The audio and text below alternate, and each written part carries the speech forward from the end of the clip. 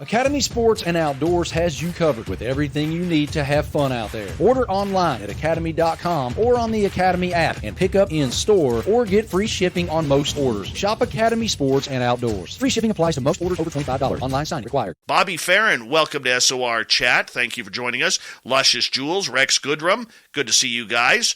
And who else do we have hanging on out here? Sensational Sherry is here. And let's take a look. Scroll up a little bit here. Super Knower, Steve Wolf. Good to have you guys here. Carfuni Bray. Welcome to the show, buddy. And War Eagle. Where the hell is Doug Shelby? How the hell do we start the show without the Doug Shelby? Where is he? He hasn't arrived yet. Well, this show's gone for a shit already. Anyways, Lisa Compton's looking lovely tonight. And, well, let's see. We're all caught up there. Oh, no Doug Shelby yet. Holy cow. The gorgeous Avi May, thank you for joining us. And I think we're caught up. I do believe we are officially caught up. Oh, there's Digger Dog. All right. If Doug Shelby comes in tonight, we all got to ignore him because we couldn't start the show because of him. Oob to Joe's Maine, you've got Lola. Yeah, you do, that cute little puppy Lola. And thank you, Becky, for the compliment on my beard. It's looking nice. We got 10 seconds. Super Chat is open. But first, I need a little love, people. You know what I need at this time. Horns up. Let's rock.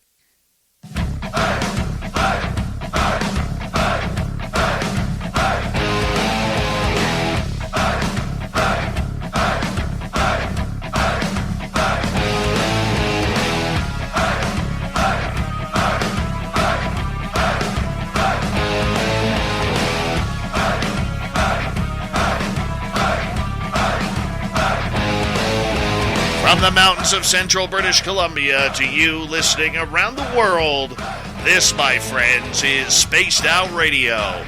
I am your host, Dave Scott, sitting in the captain's chair of SOR headquarters.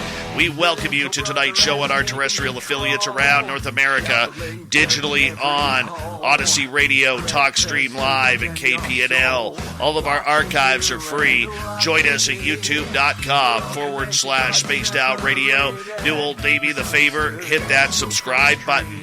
You can follow us on Twitter at Spaced Out Radio, Instagram at Spaced Out Radio Show, and on TikTok at Spaced Out Radio. Our website is spacedoutradio.com. We have a plethora of features for you. Rock out to Bumblefoot. Read Shirky Poo's Newswire. Check out our swag as well. Tonight's show is brought to you by Chive Charities. Help make the world 10% happier by visiting Chive Charities today. You can find them on our website. We got a great show for you tonight. We're going to go into the woods of Georgia, where Kristen Payton is going to join us to talk about the legend of Sasquatch and other monsters that she's chasing on down as well. In hour number 3, we're going to head to the swamp. Our resident swamp dweller has another spooky story for us. Bigfoot Michigan Rob is going to fill in for Super Duke on the Cryptid Report, and Shirky Poo's got the news. But before that, we will have the Dave 101. Let's get right to it, shall we?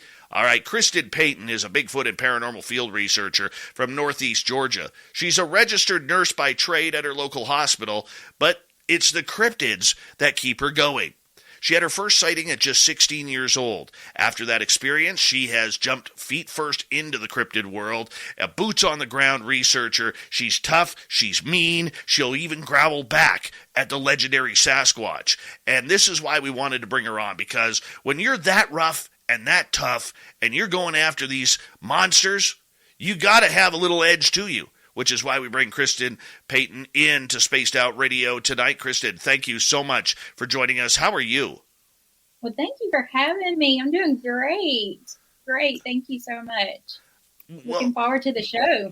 Well, we're going to have some fun tonight, and I want to start off with you, my friend, in regards to talking about going back in your own personal history when you were 16 years old and you had this incredible encounter. Tell us what happened back then. So it was definitely a life-changing event. And still when I speak about it, I get very tense and a little nervous because I'm kind of reliving it all over again.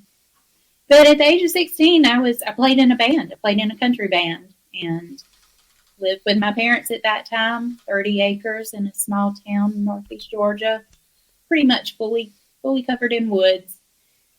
Property was lined with a beaver pond, swampy-like area. On one side, the other corner was actually a creek. So you could travel 30 acres straight back into the woods and get out on a little point and actually look out over the beaver pond and see eagle nests. Several eagles in the area. Unfortunately, they're gone now, but there were plenty there, just beautiful. So, band practice. We took a break. So I was like, let's hop on the ATV. We'll head down in the woods talking to, it was actually the lead singer, guitarist, wife. She is, I'm saying, in her early 50s. So I want to show you the eagles. She was like, well, okay, great. Let's go. Here we go. We were not looking for Bigfoot. We were not looking for anything except to see some eagles on this 20-minute break from band practice. So we hop on the ATV, head down a little road, go all the way to the back of the property. And it's getting dusk.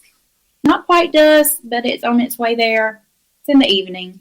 Summertime, too. So all the leaves on the trees, just beautiful, green, everything green. We get to the top of the hill and park the four-wheeler. And we walk down what we call a little pig path here in Georgia. We'll be in and out of the trees and get down to the edge of the pond and the creek. And we are looking, and I'm showing her where the nests are, and several little nests. And you hear the little birds chirping, the creek's running. It's beautiful, so peaceful, until something starts coming toward us. And I'm not good with distance at all. I'm not good with distance. But I'm guessing we were probably about 30 yards from the ATV. You have to walk down a little hill. The area flattens out. So we're sitting there looking at the eagle nest, and this thing, I don't know what, I want to say Bigfoot, but I can't say for certain, but this thing comes towards us, barreling towards us through the woods on the side of the ridgeline. And as it's coming towards us, you can see the trees just kind of bending as it moves towards us. And it's coming fast. And that was quite frightening. It stops in between us and the ATV that was parked on the hill. 15 to 20 yards from us maybe. But the leaves are thick. It's very thick forest. So you can't see that well. She starts screaming. She grabs me, throws me in front of her, and starts screaming, "We're going to die." I'm offered up for sacrifice. Well, that's nice of her. I mean, hey, better you than her, right? I mean, right. But no, she throws me out in front of her, and she said, where she starts screaming and crying. She's screaming, "We're going to die, we're going to die, we're going to die." Because this thing is blocking us and the four-wheeler, in between us and the four-wheeler. We cannot see exactly what it is. But it is a massive object. How, if there's something in the woods, you can see the sunlight being blocked out between the leaves. You can see a massive figure in the woods. But it's very wide. I always describe it as I've been up against football players with all their little garb on and stuff, gear, and the width of it was as wide, if not a little wider than them. Just massive. The height, I'm saying 7-ish foot tall, maybe up to 8. Huge. The woods went from birds chirping, normal, beautiful forest, to dead silence. You can hear a pin drop. I knew something wasn't right. In my mind, I'm sitting here going, this is not a human, because it is just too massive. I understand there are ghillie suits out there. I've seen plenty of them. Right. Still too massive. It's not a bear. We've had bear on the property. I'm familiar with bear. Not a bear. No other animal that lives in our woods that it would match the description of. So this encounter probably lasted seconds, It seemed like it lasted several minutes because I was terrified. It does not move. It does not make a sound. People ask me, did you smell it? I didn't smell it. But it stood there for ever how long it was there, a few seconds probably. And it turns and walks away from us. It doesn't get down on the floors. It's not scrambling through the forest. It walks. You can hear the footfalls. But as it crosses that little pig path that we come down to get to the edge of the property, clearly an arm swings out, like as if somebody walking and swinging their arms. It swings out into view. Massive forearm, massive hand. Oh. And that's what sticks in my mind. So I don't know what it's. So if I get this correct, it's staring at you. You are the sacrificial lamb here because the older lady decides that you're not as important as she is in her life, and I hope that taught you a lesson there right off the bat. But the idea that this creature, it must have been just staring at you. Well, I mean, you two are freaking out here a little bit. Yeah. You're screaming, you're yelling. And it must have been really confused. Like, hey, hold on here. I'm not here to harm you. I'm just checking you out to see what's happening here. What are you doing in my territory? Exactly. Like, I get the feeling that it was coming towards us angry.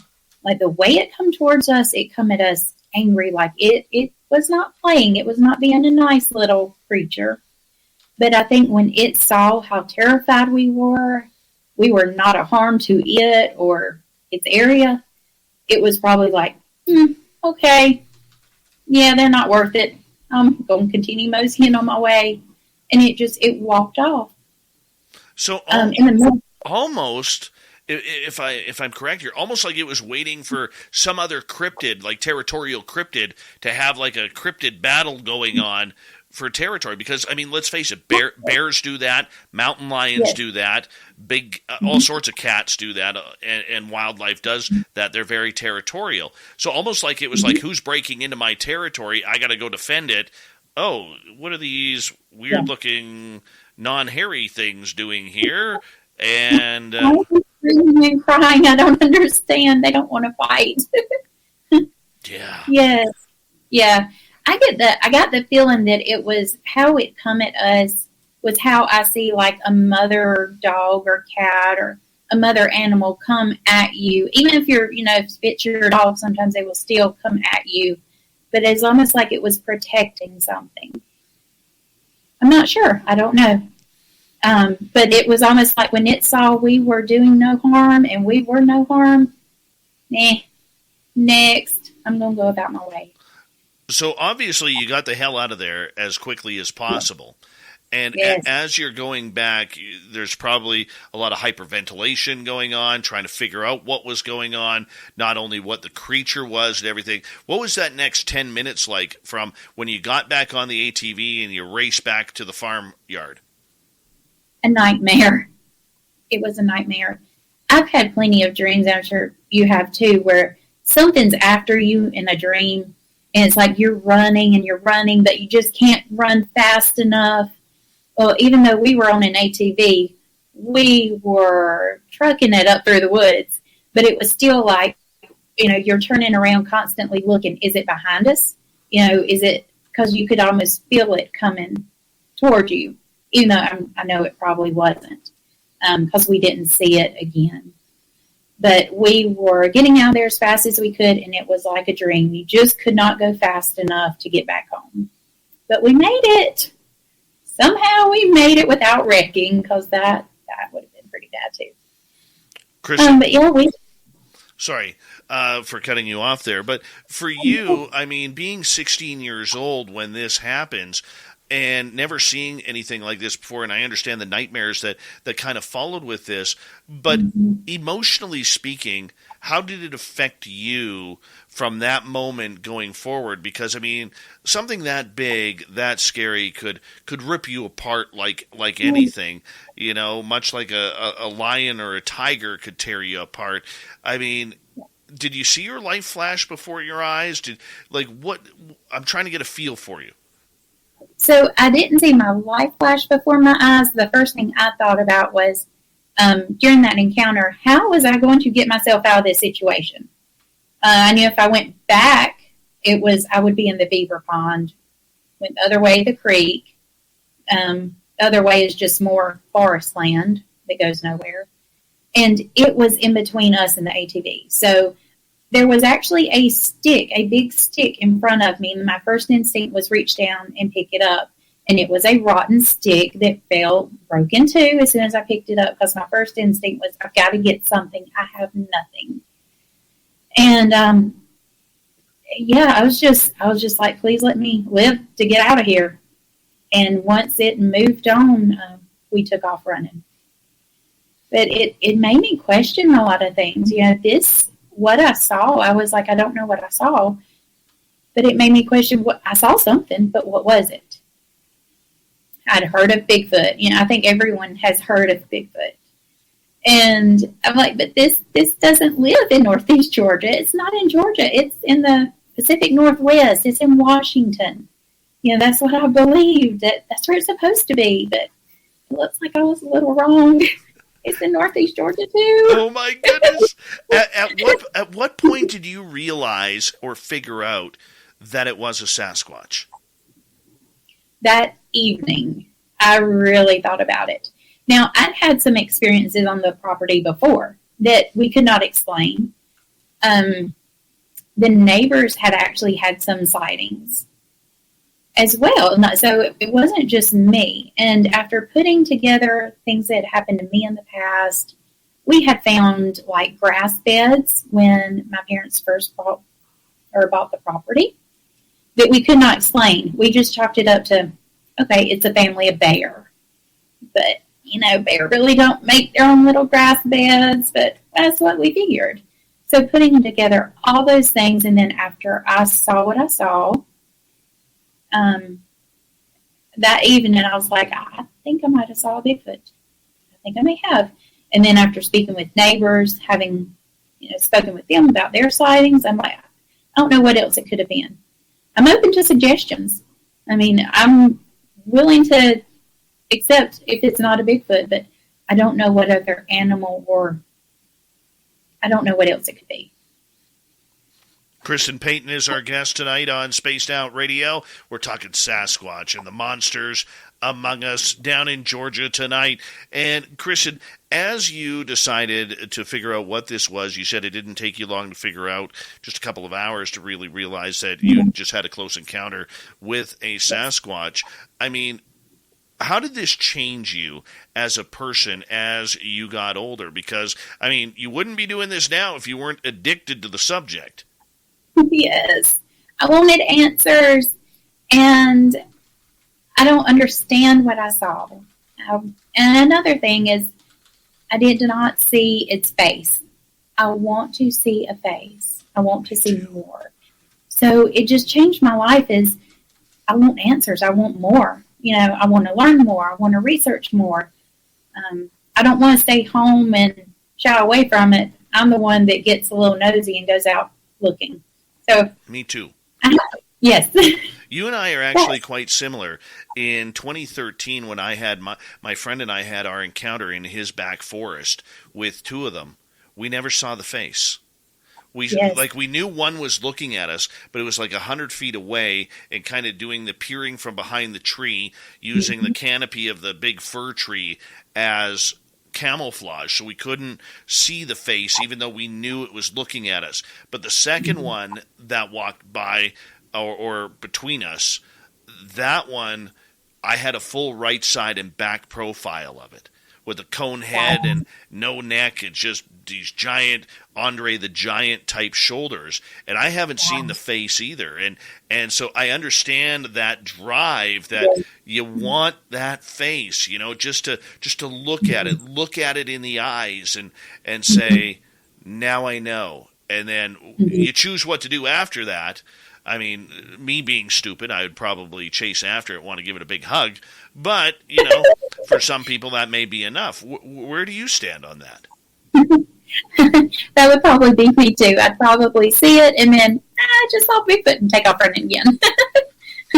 But I don't know. I feel like once I see the face, I'm not going to say I can rest easy, but I can almost feel like part of my goal is accomplished. But I would still I would probably want to get out in the woods more. Then be like, oh, I saw its face, maybe it has beautiful eyes. I don't know. Maybe it has beautiful teeth. I don't know. I'd probably be like, oh, I've got to know more. I could see me doing that. I would. Oh yes, I'd probably be out in the woods day and night then. See, I'm the same way. I found a few weeks ago footprints in our area about 12 miles from where I am right now, and we've set up a gifting site there, and this is going into week 4 of the gifting site, and we haven't had any action. Not since the first week where I found, because I put up a mirror. And apparently mirrors are one of the first objects that actually goes missing from a gifting site because, let's face it, these creatures outside of a reflection on a lake or a pond have never seen themselves. And, this is true. And so the first night, or the first time we went back there, the mirror was off the tree. And what interested me about the way the mirror was, if it had just fallen on the ground, it would have the handle of the mirror would have been on top of the grass and the brush, but right. The handle was actually underneath it. And wow. I'm not sure if that was something natural or if it was something a little bit different. I'm not convinced that it was something supernatural just yet. I want to believe, trust me, I do want to believe. Oh yes. I'll show. Blue Diamond honey roasted almonds are my love language. Sweet, salty, irresistible. But the crunchy and tangy salt and vinegar also give me the feels. The choice is hard with flavors so good. Blue Diamond almonds, super flavor, all on a superfood. Academy Sports and Outdoors has you covered with everything you need to have fun out there. Order online at academy.com or on the Academy app and pick up in store or get free shipping on most orders. Shop Academy Sports and Outdoors. Free shipping applies to most orders over $25. Online sign required. I'll show you on our YouTube side, I'll show you a picture. Now, if that dropped, how did it get under so much grass? Yes, I don't see that happening.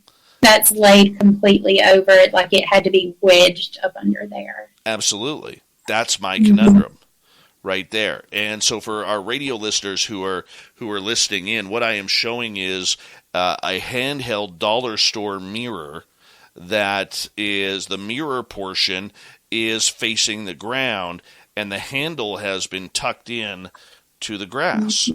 And to me, it's a little bit mysterious. But since then, we haven't had any movement whatsoever on the property where it is. So, it is what it is. It is what it is. So I'm not sure.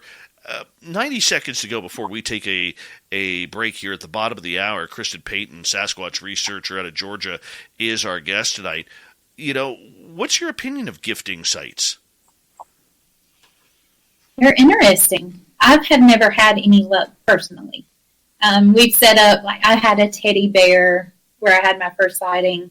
It's been a few years ago. Teddy bear, we've hung up some apples, and it does appear that raccoons or birds will get into them, of course. So I've never had any luck with gifting.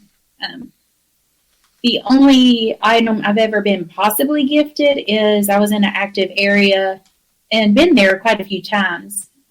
Got in the tent, spent the night, got up the next morning, and there is a pendant cross that had come off of the necklace, pretty big, right outside of the tent door. Oh, wow. Yeah, that was there, and it's something that I think I would have noticed getting in and out of the tent at least. So the next morning, that was right in front of the tent door. I mean, I can't say Bigfoot. I can't say anything. Something put it there for sure, but not sure how it got there. No, I do not believe it was there the night before. So that was a little interesting. That was the only thing that I've been, I guess, gifted, you could say. Yeah, we've had something similar like that happen, not while camping, but we have 3 gifting sites out there right now where we've had encounters and found tracks. And I'm still not sure if the gifting site works.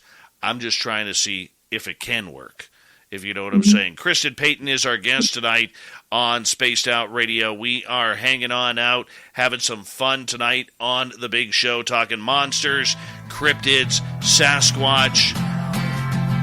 And apparently we're going to learn about how Kristen keeps her teeth so bloody white. Yeah, I'm still trying to figure that one out. Spaced Out Radio with Kristen Payton, Sasquatch Talk tonight on the mighty SOR. We continue right after this.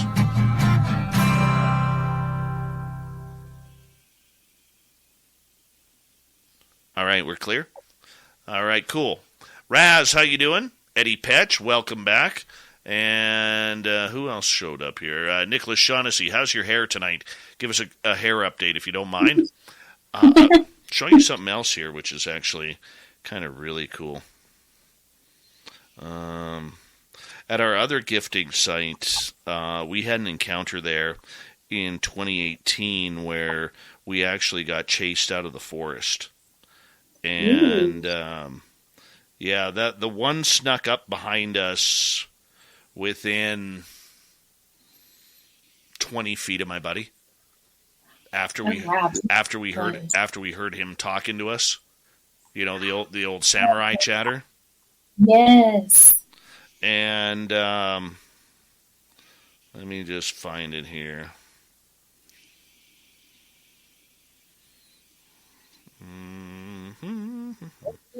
So we set up a gifting site there, and my buddy's daughter put a nickel, a 1960s nickel that was really worn out and old on a log, like a nursing log that had fallen down by where we put the gifting site. We go back a week later, and the ball is gone, or the nickel is gone. The funny part about it is, we go back the following week. Hey, Troy SR71. And see this purple thing right there? Okay, that's one of those, giant plastic suckers that's filled with gumballs that you get at the dollar store. Yes. Okay. I love those things. Well, here's the interesting part. We go there, nothing has moved, and my son says to me, "Hey, Daddy, what's the nickel doing on the toy?" Oh my gosh. Now, there's a couple things about this. This is not the nickel that went missing. This is a 2019 nickel that is shiny as anything. So I'm not saying, look, there's a lot of animals around that can take that. There's ravens, there's crows, there's pack rats, there's, anything else that is kind of curious. But Dr. Bob McGuire, Science Bob, we call him around here, gave me a real interesting piece of advice, something that I was missing on that when I was talking to him about it, because I do try to be skeptical, and look for reality situations. He says, "Dave, you're forgetting something." I said, "What's that?" He goes, "Look where the nickel is sitting." He goes, "Something wanted you to find it there, because any type of human activity, we look to put things in safe places.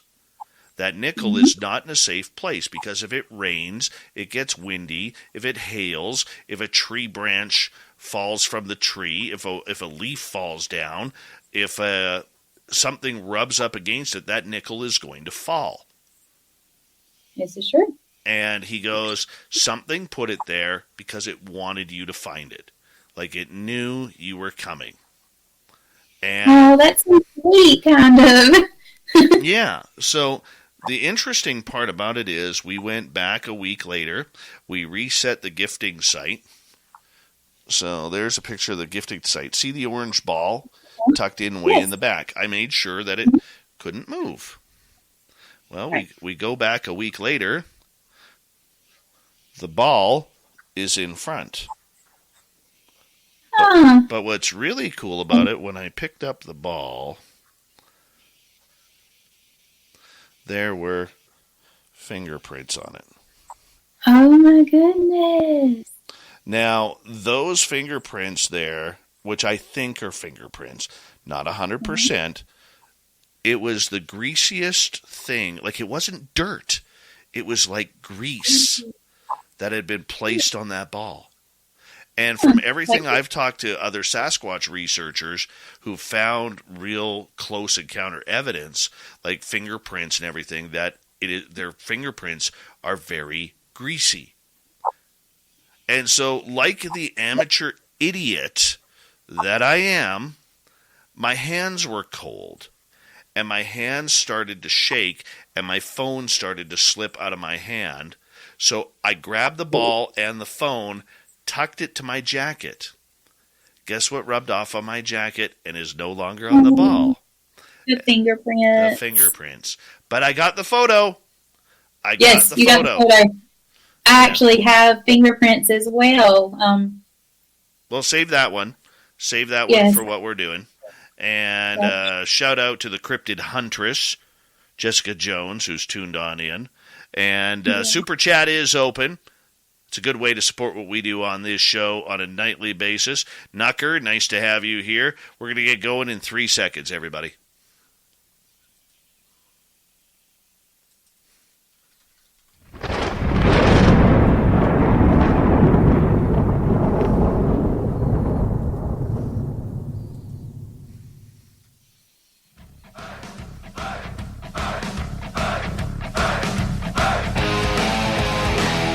Second half hour of Spaced Out Radio is now underway.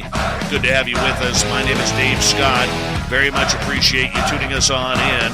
Want to remind you that if you missed portions of this show or others, check out our free archives by going to youtube.com/Spaced Out Radio. Do old Davey the favor, hit that subscribe button. Our website is spacedoutradio.com. We have a plethora of features for you, including rocking out to Bumblefoot, reading Shirky Poo's Newswire, checking out our swag as well. Follow us on Twitter at Spaced Out Radio, Instagram at Spaced Out Radio Show, and on TikTok at Spaced Out Radio. We continue on tonight talking with Kristen Payton. She is an investigator researcher with our own Jessica Jones, the cryptid huntress. And believe it or not, my own naivety, I didn't know this until about 28 seconds ago when Jessica just messaged me. It's like, Kristen and I are teammates looking for Sasquatch. I'm like, I did not know this. And I know Jessica's laughing right now because, that's just the way she is. She laughs at me about everything. Everything. So give us some secrets on Jessica Jones, if you don't mind. Give us the lowdown. Give us the dirt. Oh, no, I will never tell secrets. They're safe with me, mainly because I forget them, but they're safe. No, she's precious. She's precious. Yes, she is. And we love having her being a part of our team here, too. She has just added so much. And for our radio audience, Jessica hosts a show on Saturdays and Sundays starting at 7 p.m. Pacific, 10 p.m. Eastern called Off the Trails, which is just booming with audience members coming on in and listening to her fantastic stories and guests and research. And so we got to give a shout out to Jessica for the amazing job she has done since joining the SOR weekend team. And thank you, Jessica, for being awesome. Really appreciate that. And I know she's blushing right now. Shut up, Dave. Just shut up.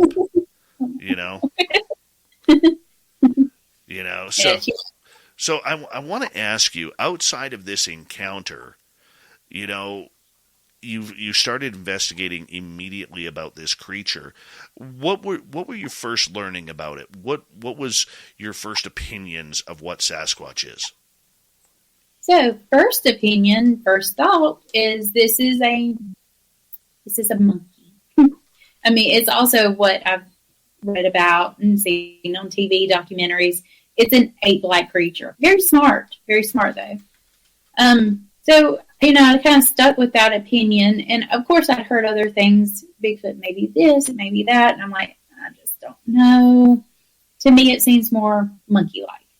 Hairy, has its own little mannerisms that are very similar to apes. However, after hitting out many hours in the woods. I'm not so sure anymore. I just don't know. I do believe there are still strictly apes, maybe. But also at the same time, we've encountered some Bigfoot, Sasquatch that do not appear just ape-like. They have a few more odd properties to them, maybe leaning towards supernatural, interdimensional. I'm not sure. I mean, that's why I'm out there in the woods, is to find out more. I don't know.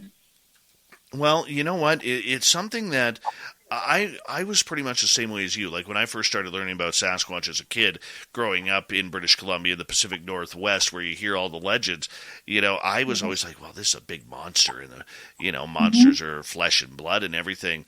And then the more First Nations people I started meeting, I started learning about the idea that it might be a shapeshifter or supernatural in some sort of way. And I always thought, you know what, that's kind of a cool theory too. What if that was real? But I really didn't get my own explanation to it until friends of mine and we were doing a walk around their property where we had seen the Sasquatch way back in the forest, and I had this feeling that we were being followed. And behind their house, they had this old, dark, black cherry tree that was probably 30, 40 feet tall. And when I turned and looked, I actually saw pixelation from the bottom of the tree up to about 8-10 feet. Now, the funny part about it is, out of the other 3 people, only one other person could see that pixelation. The other 2 could not. So the other 2 were getting frustrated because they couldn't see anything, and we continued walking towards the front of the house. Well, in about the 20 seconds it took us to get to the front of the house, we got roared at from right behind the house. And this was the most creepy damn thing I have ever heard. I've seen some weird stuff and seen some very crazy stuff, but this scared me. This literally scared me. Have you ever been roared at? I'm not roared at. I'm still waiting for that. Had some chatter, I've had some talking, had some howls and some screams. Never a roar. My mom has, but not me. I'm waiting on that chance. See, I've never had the screams or the wood knocks or anything. I did a couple of, when I was coming back from Vegas, I was on the phone with Nicole Sakic, who's part of our SOR team. And there's an area here in Yale, British Columbia, where if you've ever heard the story of Jacko, the child Sasquatch, being taken by the Barnum Bailey Circus, that's where he was found. And Yale is a very historic town in the mountains here, British Columbia. Long story short, about 2 kilometers previous to showing up there, I had this feeling that there was going to be something there, that I needed to keep an eye open. And there's a rest stop. As you pull into town, the first thing you see is a rest stop. So I pull into that rest stop, I get out of my vehicle, and I am straight goosebumps. Because a couple years ago, I had actually seen, and this sounds stupid and so unrealistic, but I had actually seen a shadow Sasquatch standing in the middle of the highway. And then it disappeared. And this time, I had that same energy going through. And as I got out of my vehicle, I had Nicole on the phone, and I'm like, okay, you're telling me to get out of my vehicle, let's do this, give me a sign. And so I'm on the flat side of the highway, and then it's a 2-lane highway, and then it goes up the mountain. And from probably 100 feet, 150 feet up the mountain, I actually got a tree knock, the first tree knock I have ever heard back at me. It was wild. Oh, cool. It was wild. It makes you stop and go, what was that? Was that really what I just thought I heard? I know, it's amazing. Well, I mean, tell us about your close encounter experiences in regards to this creature. I mean, now that you are full-fledged into this and searching for it, whether it's the woo side or the practical side, tell us some of the close encounters you've had. So, of course, when I was 16, that was about the closest encounter. We have followed a lot of foot tracks, and this is kind of going back to the maybe it's not just an 8. Lots of foot tracks to where they will disappear. As far as a close encounter, I have had what I believe were Bigfoots moving in front of me. It was captured also on FLIR, some movement in the wood line. So I'm like, I know I saw something, not sure what it was. Also, I had an experience to where I was driving down, actually, I was in the passenger seat. I was riding down the road. My first time using my FLIR DVR combo at once. So we're riding down the road, and I saw something on my FLIR. And it was upright, tall, had a cone-shaped head. You could see the arm coming down. And even though I was a good little ways away, possibly, but I did get it recorded. And I consider that an experience, one of my close encounters, because it was something that I could see head to toe. That wasn't just a bear, cougar, or human standing. And, okay, so you're looking at this Sasquatch on this on this FLIR camera, and that's something that I want to do. I went and bought myself a FLIR last year as well, one of those handheld that goes about 100, 150 feet in, and and I'm waiting for that moment, absolutely waiting. But how far away were you from this creature, number one? But number two, what stopped you from going after it? You know, Jessica would have went after it.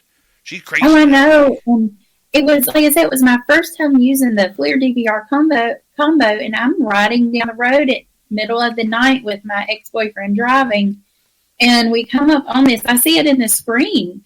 I'm like, what is this? You know, I tell him, stop, I've got something. And he stops, and I'm sitting there looking at it and trying to place what this is I'm looking at. As far as the distance, I'm saying a good 30 or 40 yards or more in the woodline. The road was flat, kind of goes up a little embankment, and it flattens out again into the woods. And it was standing back behind trees, but kind of open areas, somewhat cleared out, not pasture, but like a cut forest, walled forest. And I'm just sitting there staring at it and like, what am I looking at? This should not be here. And I didn't say anything. So after some seconds had passed, he took off. I mean, he just started driving on down the road. I'm like, go back. Like I saw something. And my screen is, I believe, 2.5 inches that I'm actually looking through. So you can't see a whole lot when you're sitting there staring at your screen, especially trying to figure out what you're looking at. So he puts it in reverse, backs up, and it's gone. Damn it. Unfortunately. But I did get it recorded. Thank goodness.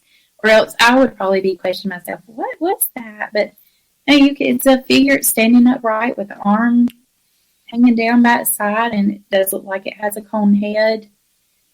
But it took off quick and took off without making any noise. It was pretty silent. So that is absolutely crazy. Yeah. Absolutely crazy with that. I want to ask you regarding, having that encounter. I mean, what goes through your body for people who have never experienced a close encounter with one of these creatures? What goes through your body when you all of a sudden see something on your FLIR? I mean, I know for me what it's like, but I'm curious for you. I think my heart stops for a few seconds. I think it stops, and in my mind, I'm sitting there going, what am I looking at? And it's a little confusion, a little panic, some excitement mixed in, a little bit everything mixed in all at once. And I know some people run away, some people run towards it. I tend to freeze. I've never ran away. I haven't ran towards something yet. I tend to freeze in my mind. I try to process what is going on, what's happening, what am I seeing, what am I smelling or hearing. Blue Diamond honey roasted almonds are my love language. Sweet, salty, irresistible. But the crunchy and tangy salt and vinegar also give me the feels. The choice is hard with flavors so good. Blue Diamond almonds, super flavor, all on a superfood. The Volvo XC40 is designed for everyone's safety, with high-tech cameras and sensors that help watch out for cyclists and other cars. And if the unexpected happens, it can automatically apply the brakes to help prevent a collision. The Volvo XC40, for everyone's safety. And, you get a little it's very exciting. It's very, very exciting, but then it's like, oh, I'm a little confused too. What am I doing? I could get eaten right now by this monster. What am I doing out here? Well, Science Bob says Bigfoot better be nice to you. Oh, so far I'm still here. I'm nobody's lunch yet. So far so good. Thank you. Part of what we do on this show is we really love to delve deep into the woo side of everything, because for some reason, even though people want evidence, they want flesh and blood, they want the scientific aspect, the woo is never that far away, whether it's infrasound, whether it's, telepathic communication, whether it's orbs, whether it's portals or anything. And in the next hour, I know you have a portal story, that we will get to. But for you, as someone who thought this was flesh and blood, how did you start switching your own mind to the fact that there may be something more spiritual or more enveloping this creature? One, of course, which I mentioned earlier, is you would be following footprints and they disappear. Where did they go? They should not disappear. You should be able to follow. Actually, I'm a tracker as well, so I should be able to follow footsteps, and I can't. I have noticed the eye shine on some of them are a little bit different. You get more of a redder glow. That could be just the type of animal. Not sure, but also their attitude is a little different. Maybe the ones that are not so ape-like seem to be a little more aggressive in nature. That could be dealing with the area. But it's just things like that just do not quite make sense. And you get the lights when you have Bigfoot activity. Like you said, I have the portal experience as well. You just get a lot of things that don't make it so flesh and blood. You get a lot of UFO activity too. So I don't know. Yeah, I mean, I have learned a very important lesson over the last few weeks, that everything is the phenomena. And it doesn't matter whether it's UFOs, aliens, Bigfoot, Dogman, consciousness, ghosts, or whatever, but everything is related. And this has been a very tough experience for me, learning this. At some point when you started looking at the fact that, UFOs, portals, maybe some spiritual activity happening around while you're out searching for Sasquatch, you don't expect to be running into ghosts or UFOs at that point. How did that change your entire process of how you treat an investigation? Oh, quite differently. My team has actually developed a few different even protocols. We don't go out alone, because we have learned we can probably disappear as well. Maybe we go into a portal. We don't go out alone. We make sure that we do radio checks with the base camp quite frequently. We know how to rescue our way out of a situation. It's just completely also changed the way I think, like open mind. I went into this looking for a monkey, ape. And now I've run into so much. I have to stay open-minded and also keep my eyes open, that I'm not just looking for a hairy creature running on the ground. I look for lights in the forest, lights in the woods, lights in the sky, maybe little other creatures running around the woods, like we've actually got on FLIR as well. Some small human-like shapes that were playing in the woods, it seems. How do you explain that as being normal? I mean, I wasn't going out looking for that, but I found it. But you just have to stay open. So definitely have to keep an open mind on everything. You do. I mean, the forest has so many secrets. Little people, gnomes, wood nymphs, whatever it may be, stuff that we hear of, in fairy tale books that are running around in actual forests. I mean, during your time of investigation, have you ever had anything else, that you've caught on FLIR or camera, or even your teammates have, that would result in what we would only see in fairy tales? Yes. Yeah, just the little humans, they look like little toddlers running around the forest. I mean, playing like they were running up on top of a tree and jumping down and run back up. It's like 2 arms, 2 legs. I didn't see them with the naked eye. They were a little ways in the woods, but you could see it on clear. They were playing. It looked like they were having a grand old time. So that was something that I would have never expected. And until I saw it with my own eyes, I was like, I don't know about that. But yeah, I experienced it. It happened. I saw it. I don't know how to explain it, but it's there. They're out there. And they seem to be having fun. Do you go back to that same spot to see if they're still there? Yes, never had any other occurrence like that. Have never seen them again. So they're still there, I'm sure. But maybe we just got lucky and had the thermal camera pointed at the right spot at the right time. And they were probably just being a little nosy, like, what are these humans doing out here? Let's go check them out. I don't know. I just don't know. We've had some other occurrences in that same area, but not the little people, I would call them. Some lights and other beings. Other beings? Other beings. Yes. Other beings. Yes. It was, explain to me other beings. It was similar to a human, except it had an oval face. You would think more of an alien. Think of like the general alien body, the slender. Yes, I mean, it was small, but yeah, like a little alien figure that was only visible on thermal. Now, I was not there for that happening, but it was the same area that the little people were running around. But this, I don't even know what to call it, alien creature.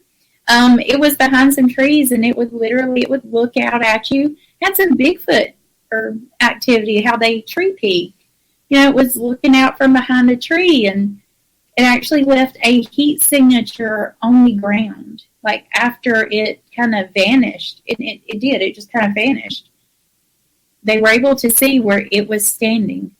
I mean, it left its little footprints and heat signature. So what was that? I have no idea. Alien, ghost, I don't know. You got Invisible aliens. Man. You got aliens. That's okay. We all got a little aliens every now and again. And if you don't have aliens, just dabble in a little aliens. You never know what the aliens may bring. You know? Who knows? Who knows? Do you get scared out there? I do. I get scared in my tent. I'm okay until I go in my tent. Like, I tell everybody that I research with, I'm great out in the field. But once I get in the tent, I'm like, that's my Bigfoot no zone. Like, I'm just beg all the Bigfoots, aliens, everything, please don't bother me in my tent. I don't know why. I don't want to be pulled out of my tent or rolled up like a Bigfoot burrito and carried off. I can't see what's going on outside of my tent. So my tent is where I get scared the most. You know, it's funny that you say that, as we got about 2 minutes to go. I used to do a ghost tour at our local museum here, and we have this schoolhouse where we'd stop in, and we'd kind of take a 15-minute break on the tour, but that's where people would tell their own experiences. And this one guy, so I say, okay, who has an experience? All of a sudden, this lady elbows her husband. Hey, tell them about that time you were in the forest. So just north of Whistler, British Columbia, where the famous ski mountain is, this gentleman and his buddy, they were 18 years old. This is in the 1970s. They were going, there's a bunch of lakes that are filled with trout in there, and they were going trout fishing. And so they set up their tent. They're going to get up early the next morning.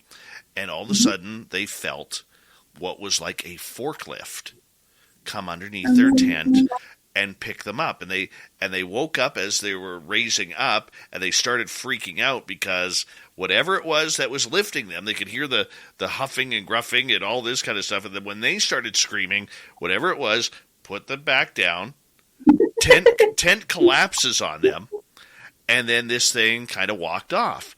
So they freaked out. They got in their vehicle. They raced home. Following weekend, the other boy goes back to that spot with his dad and his brother. Now, his brother and him are sleeping in the back camper. Dad's sleeping in the truck, so a single cab truck, with his shotgun. About 1:30 in the morning, the vehicle starts rocking. Oh, no. Dad jumps out of the vehicle thinking it's a bear, fires on it. This big giant Sasquatch looks at him. He hit it, roars at him, and then the Sasquatch took off into the forest. Oh, my goodness. Yeah. And that is why I don't like sleeping in the tent at night. No, they're going to... I'm done with tents after hearing that story. I am very done with tents after hearing that story. But oh, that's terrifying. it is what it is. I love Donnie's comment here. He goes, the need for evidence can oftentimes be an obstacle towards spiritual awakening. Sometimes it's just best to give in to the woo. Donnie, that is some extremely wise words right there, Donnie Joe. Hey, we have Kristen Payton for another hour here on Spaced Out Radio. Loving this conversation. When we come back, did she film a portal and people coming in and out of it? We'll find out when we return on the mighty SOR for hour number 2. Stay tuned.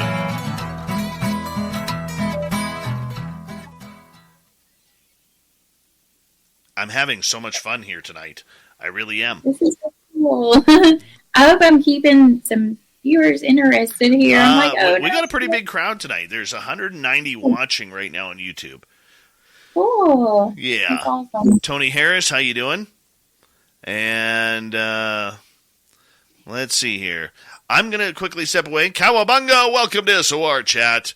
And I'm going to step away here for a couple of minutes. If you want to step away, you can. We got about 6 minutes here, okay? I'm going to take you out, put you in the green room. I'll be right back.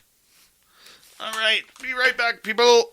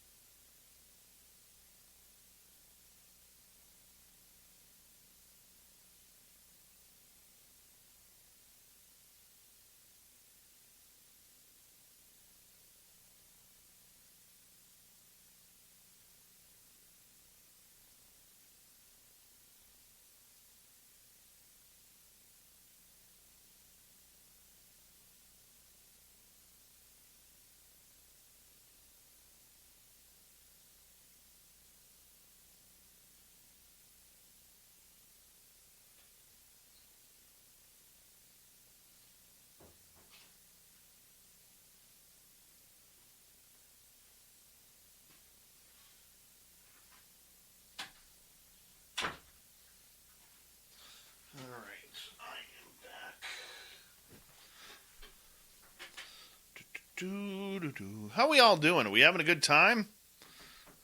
What a great guest, Kristen Payton. Fantastic guest. Hi, stunning Jessica S. Welcome back. Let's see who else has joined us here.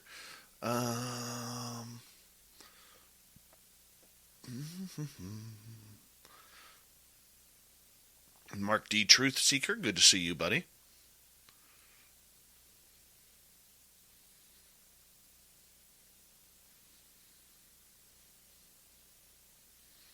I think we're caught up. Let's bring Kristen back in here. She's changed. She does wardrobe changes every hour, by the way. Thank you to Donnie, Patrick, and Science Bob for the super chats. We really do appreciate the love and support. Thank you to everybody who's tuned in. Don't forget to give us a thumbs up, thumbs down, thumbs sideways. And, of course, you can do your shopping at spacedoutradio.com. We get some really cool swag. Here we go with hour 2.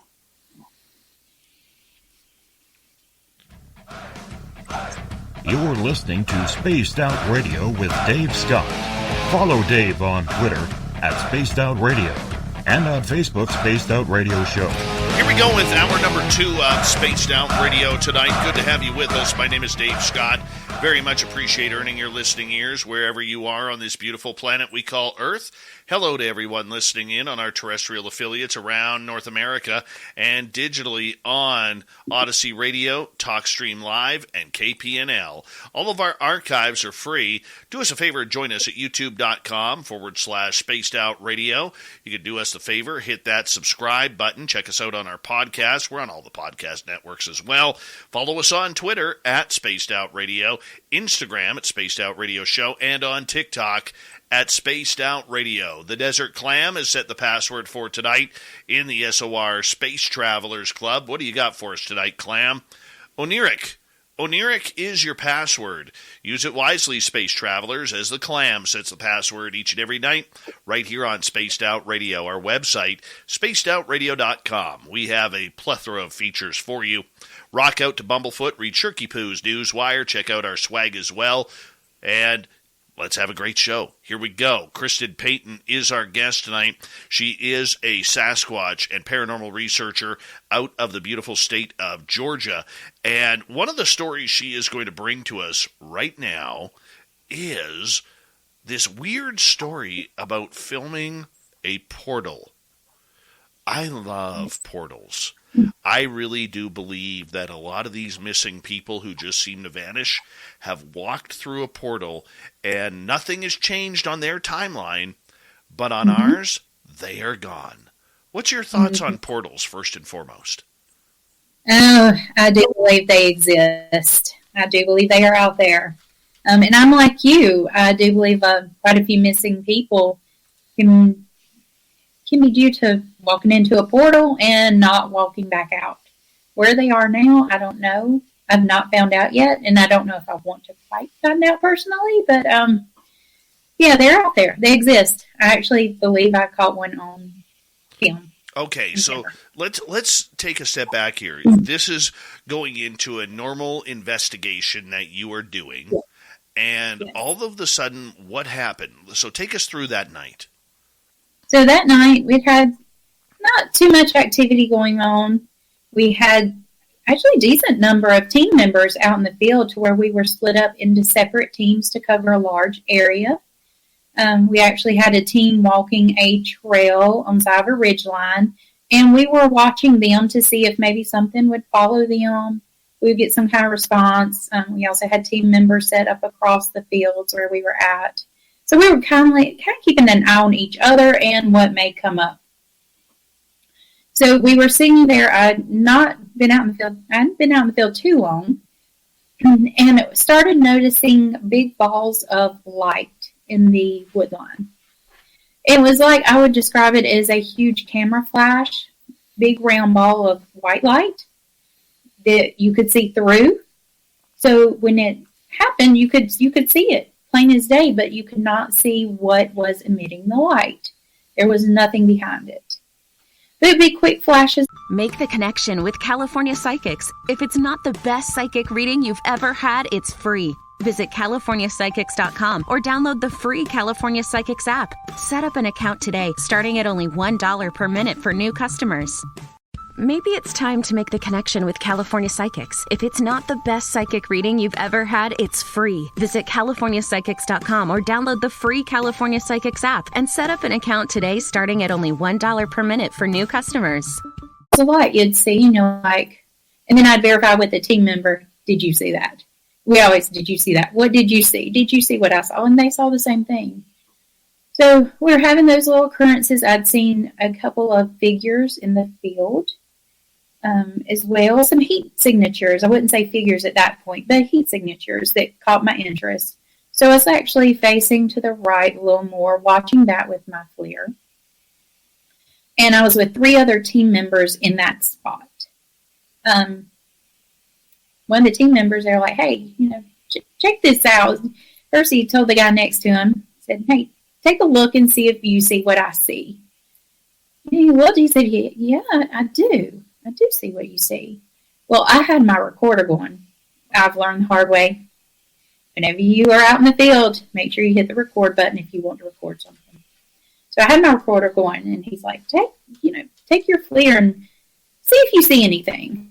So I swung around, actually faced a little more towards the left and swung more in that direction and caught what I would consider more of a disappearing portal. It was a cube. It was a box. Now, the one that first saw it, it was more of a bright white, which was set to hot white. Everything that's really hot would show really white. So he could see a clear cube, more of a rectangle actually, cube, we call it the cube, sitting on the ground. And this thing is large, like I said before, I'm not good with distance or anything, probably 40 to 50 feet in width, maybe. Quite high too. And on the left-hand side, a cross was there. So by the time I got to it and looked at it, it was starting to fade. Like I could see the heat signature, but it was fading. It wasn't as permanent. It wasn't as bright. I was able to get that on video. And as I watched it, it faded away and basically vanished. Gone. So we all gathered as a team again. And we decided to send some team members to this area where we saw this cube.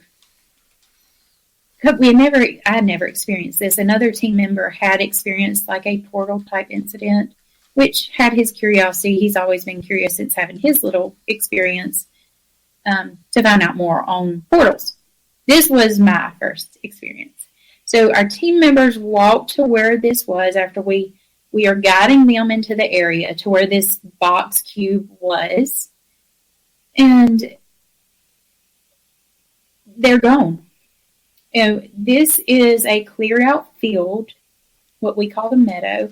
And this whole account, I have to give a little plug. Trey Hudson has a book out. It's called The Meadow Project, the South Skinwalker Ranch. And it tells this story in it. But they are guided into this area, and I'm watching them walk along, and they're gone. They disappear off of FLIR. Hold on. Your friends disappear off the FLIR. Disappear. My friends disappear off of the FLIR.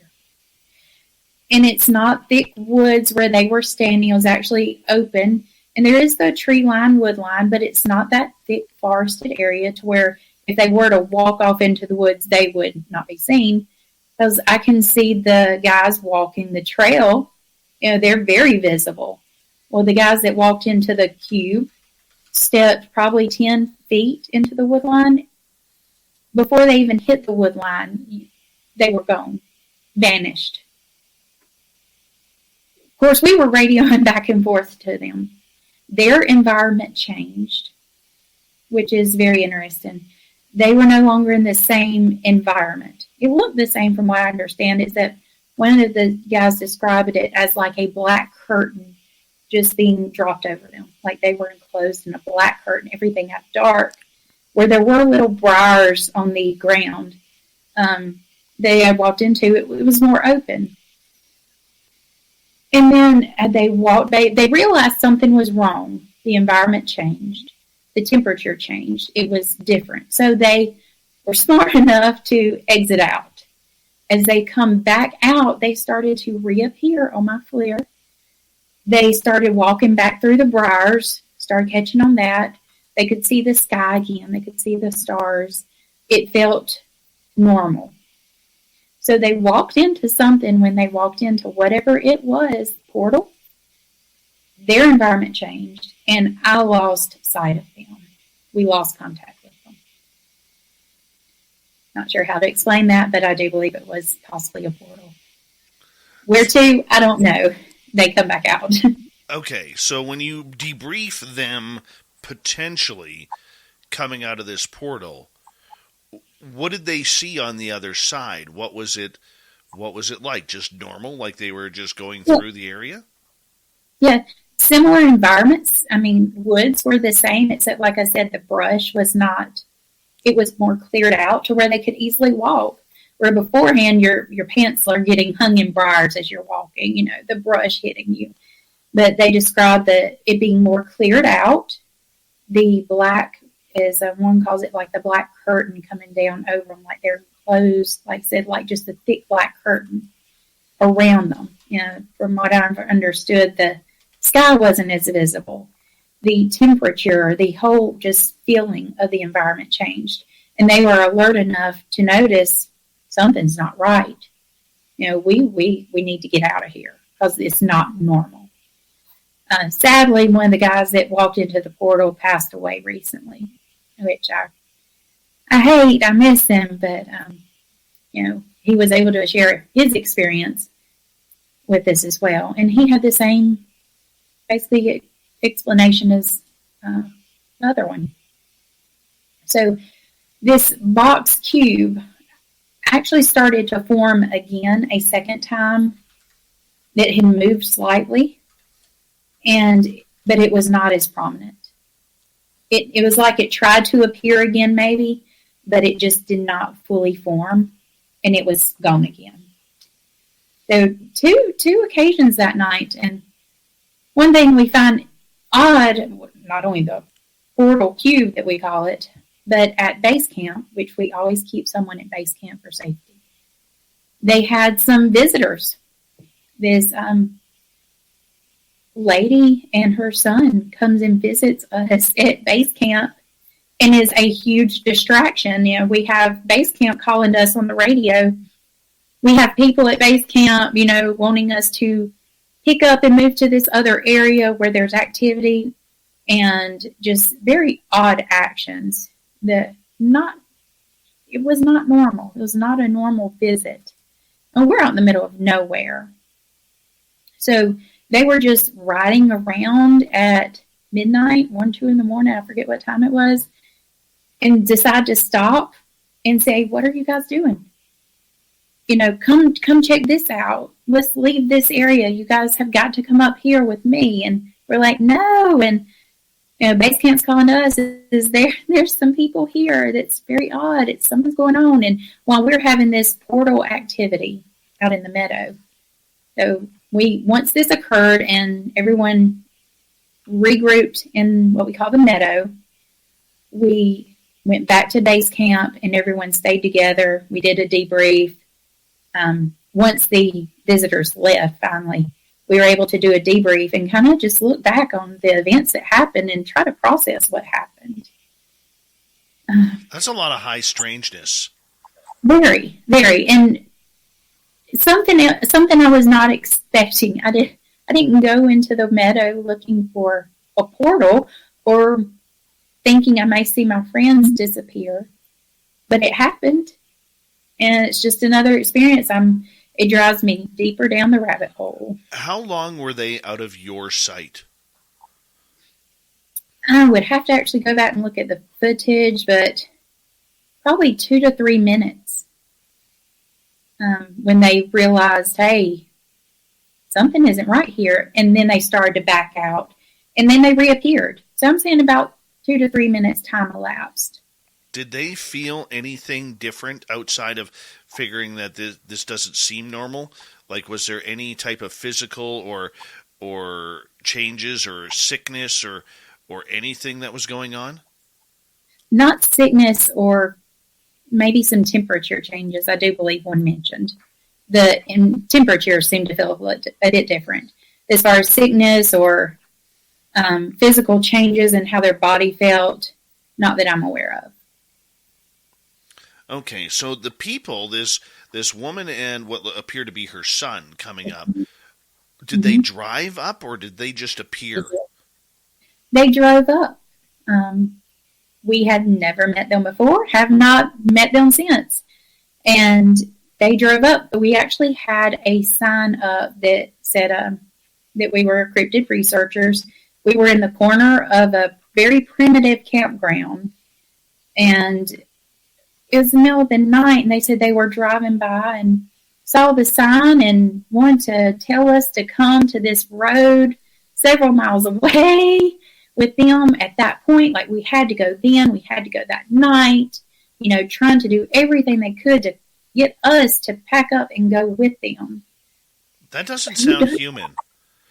Who does that? Especially when you have this portal thing going on. Like, I'm sorry. I mean, reading between the lines, that does not sound human at all. No.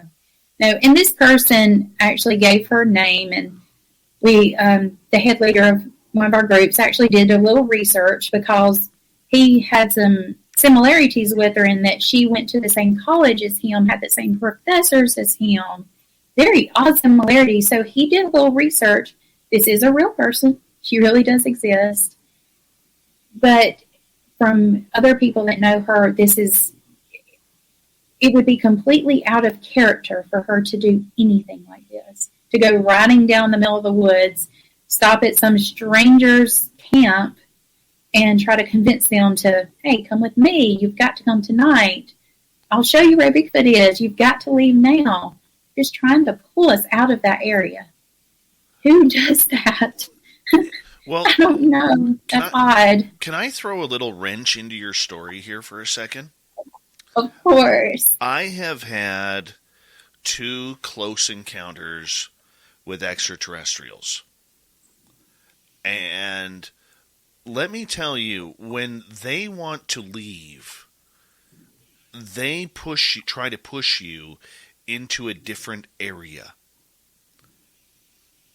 And so the first time, let me not be cryptic about this. The first time it happened when I was with Samantha Mowat on April 15th, 2014, where we met up with, we literally not met up, but we saw 2 extraterrestrials in the forest. I saw 1, she saw 2.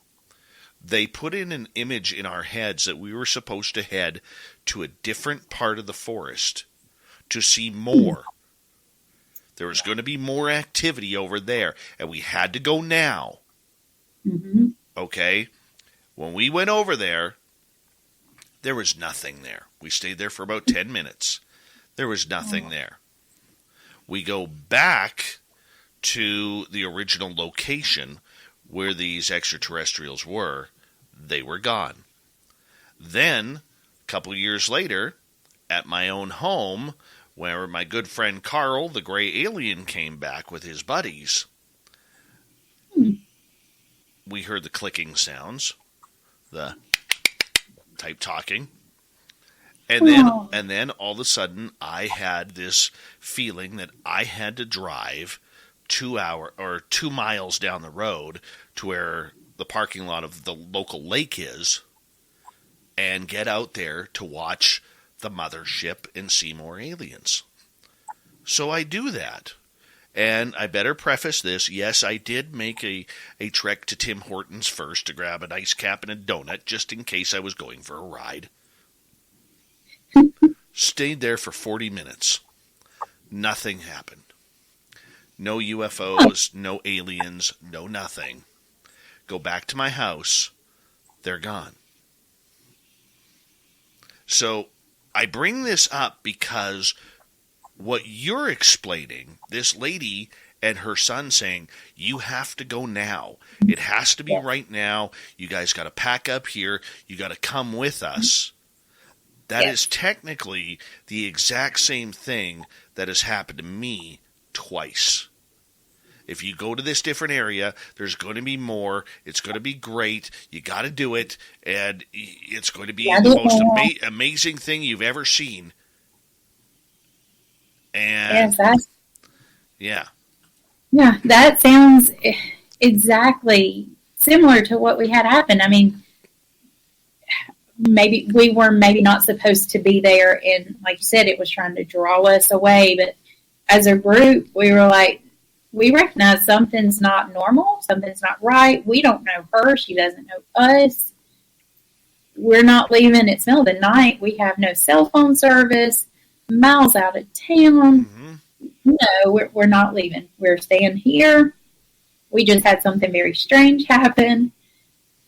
So we stayed. As a matter of fact, the SD card I had it on, one of the members, the one that actually passed away, put it in a RFD package and actually took off that night on his motorcycle and put it in a safe place, because we have had things erased off of our cameras. We've had phones just stop working, FLIRs, everything fried. So we got that SD card and immediately got it out of the area.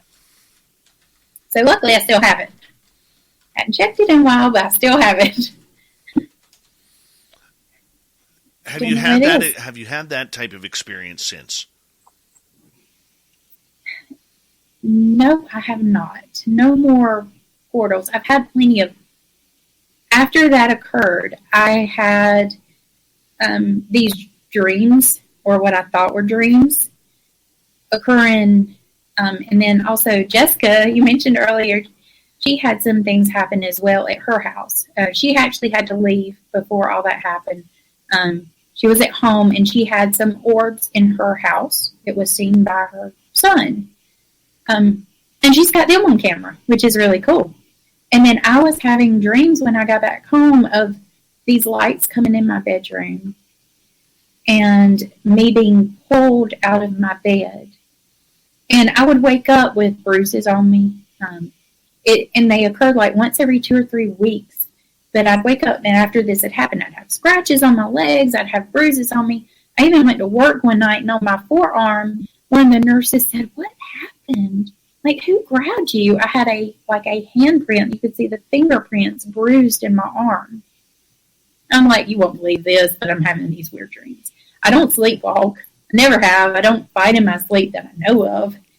But I had these markings on me, and I just kept thinking, I'm having these really bad dreams.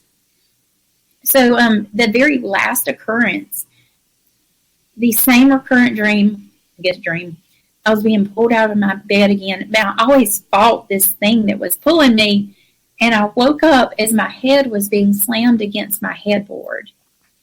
And I got a chipped tooth now. So, oh, you got a hockey tooth. Nice for you. Oh, but yes, I got a chipped tooth now because of that. I don't know what it was.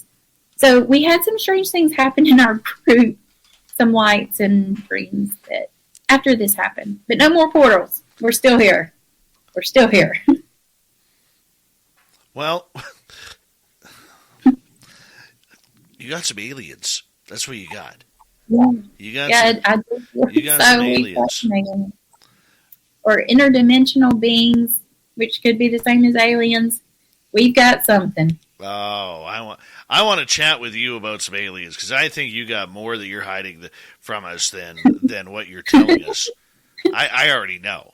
I've never talked to you before this interview tonight, but I could already tell you got some serious aliens happening. We do. We do. We have some very strange visitors.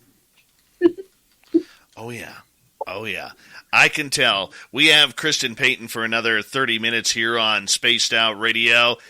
Let's see if we can pry them aliens out of her. Let's see what we can do, as we're going to talk more monsters, more aliens, more paranormal, with one part of the Cryptid Huntress team, Jessica Jones being the other one. We're having a lot of fun tonight We got to teach Kristen how to throw a good body check on a gray alien, so that way it doesn't chip her tooth anymore. Spaced Out Radio continues right after this.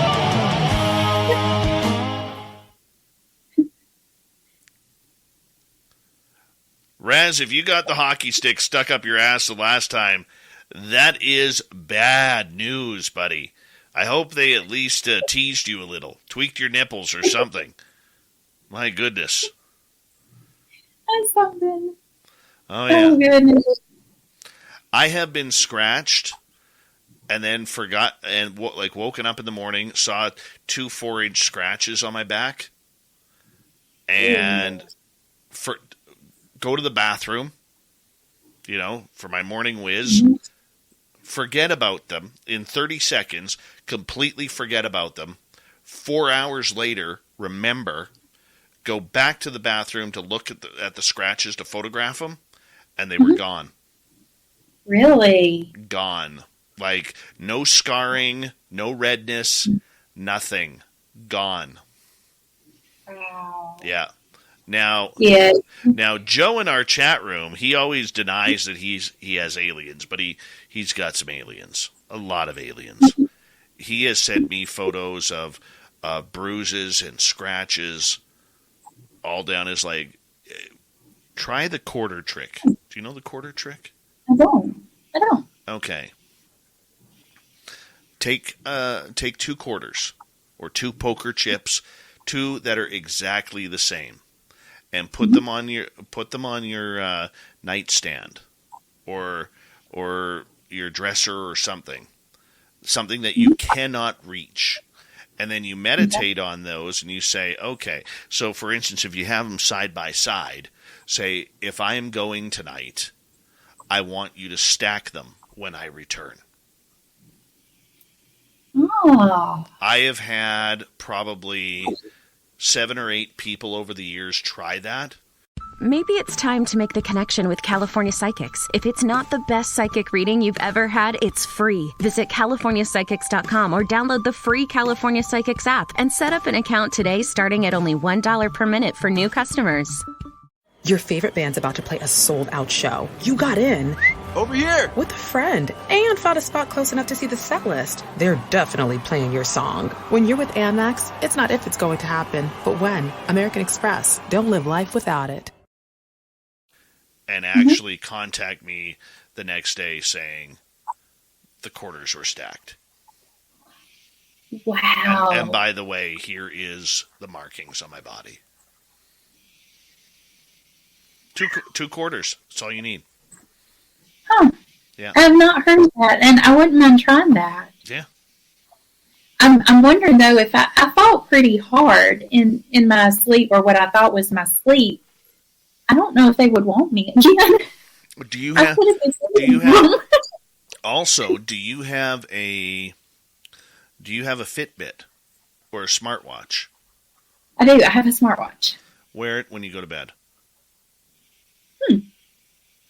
Smartwatches. I had a dream with Science Bob about a year ago now. I call it a dream. I woke up the next morning and it felt like I didn't sleep at all. Hi, hold on tight. How you doing? And Science Bob was in that dream. And I said to him, I said, Bob, how'd you sleep last night? He goes, I was tossing and turning all night. He goes, Sharon, his wife, actually woke up in the middle of the night thinking that there were people running downstairs. And so she went to check it on out, and there was nobody there. But this bothered Bob because he knows that when I ask him something, there's usually a purpose for it. So thinking about it, about 6 hours later, 8 hours later, I get a message from Bob, and he says, my Fitbit shows that I was awake for 90 minutes in the middle of the night walking around.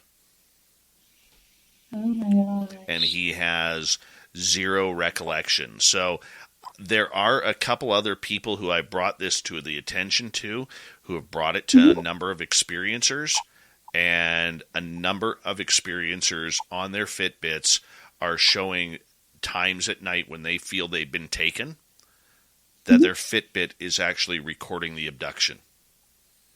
Oh my goodness, that's amazing. Yeah. I have an old Apple Watch, so Yeah. I'll have to look and see if it keeps up with that much data on the fitness section. Mm-hmm. That'd definitely be something to give it a try. Right. Yeah. Yeah. So, hold on tight. Yes, welcome back.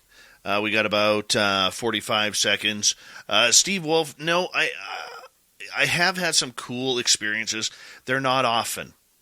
I wish they were more often because it wouldn't drive me as nuts as it does. And it drives me nuts.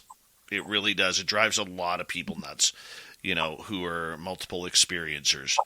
Thank you to Donnie, Patrick, and Science Bob for the amazing super chats. We're going to get going with the next half hour, the final one with Kristen. And, man, this is a lot of fun tonight. A lot of fun. Here we go, everyone. Let's do this thing.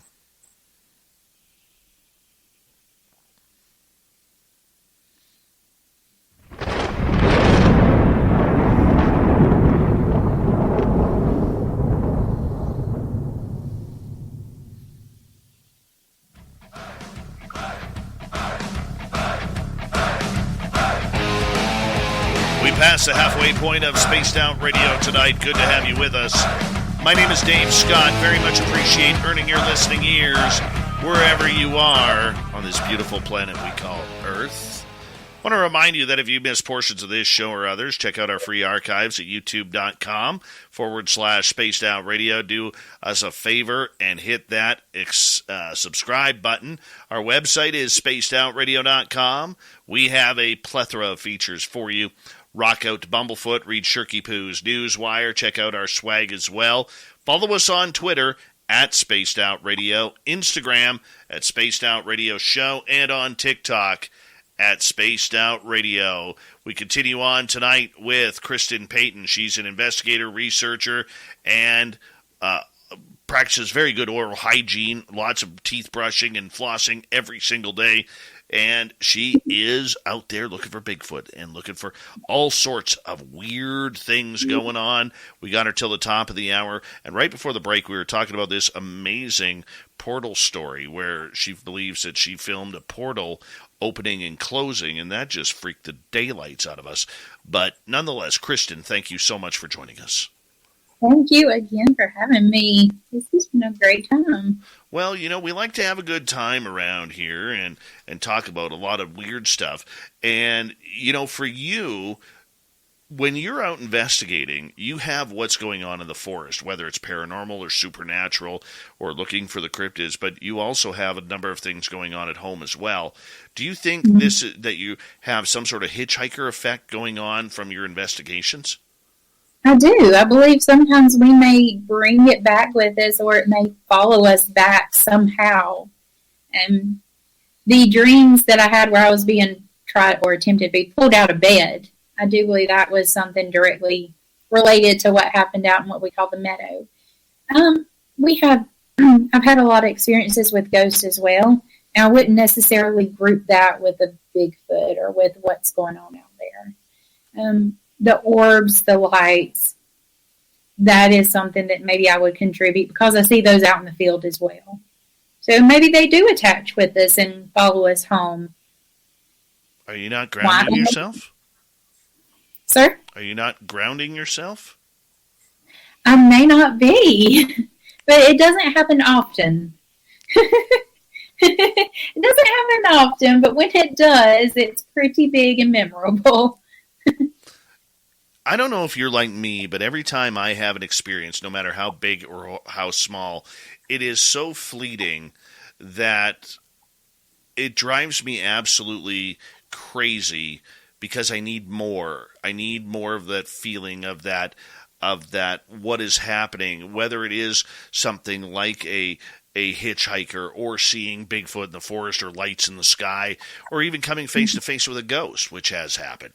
So for you, when you have these fleeting experiences, how are you reacting to try and take it all in while trying to record the evidence as a researcher as well? I think in that moment, sometimes I don't realize how big of an event it actually is.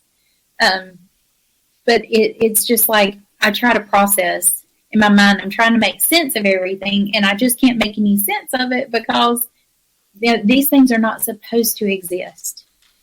I'm trying to put this with something logical that science knows it doesn't fit. So in my mind, I have a hard time just processing what it really is I'm actually seeing and experiencing. And then once I step back and some time has passed, I'm like, oh my goodness, this was actually quite a large experience. And this was something else to it. And you start putting together small little events too. Like I've had some dreams while in the woods, and a teammate has had a similar dream. And at that time, the dream was a dream. But now putting it together, where we were at when this occurred, with someone else having a similar dream as well, it's pretty big. And I really don't know how to process it. I just soak it all in, try to make sense of it in my little mind, and go out for more. Always. Okay, so with that happening and that going on, how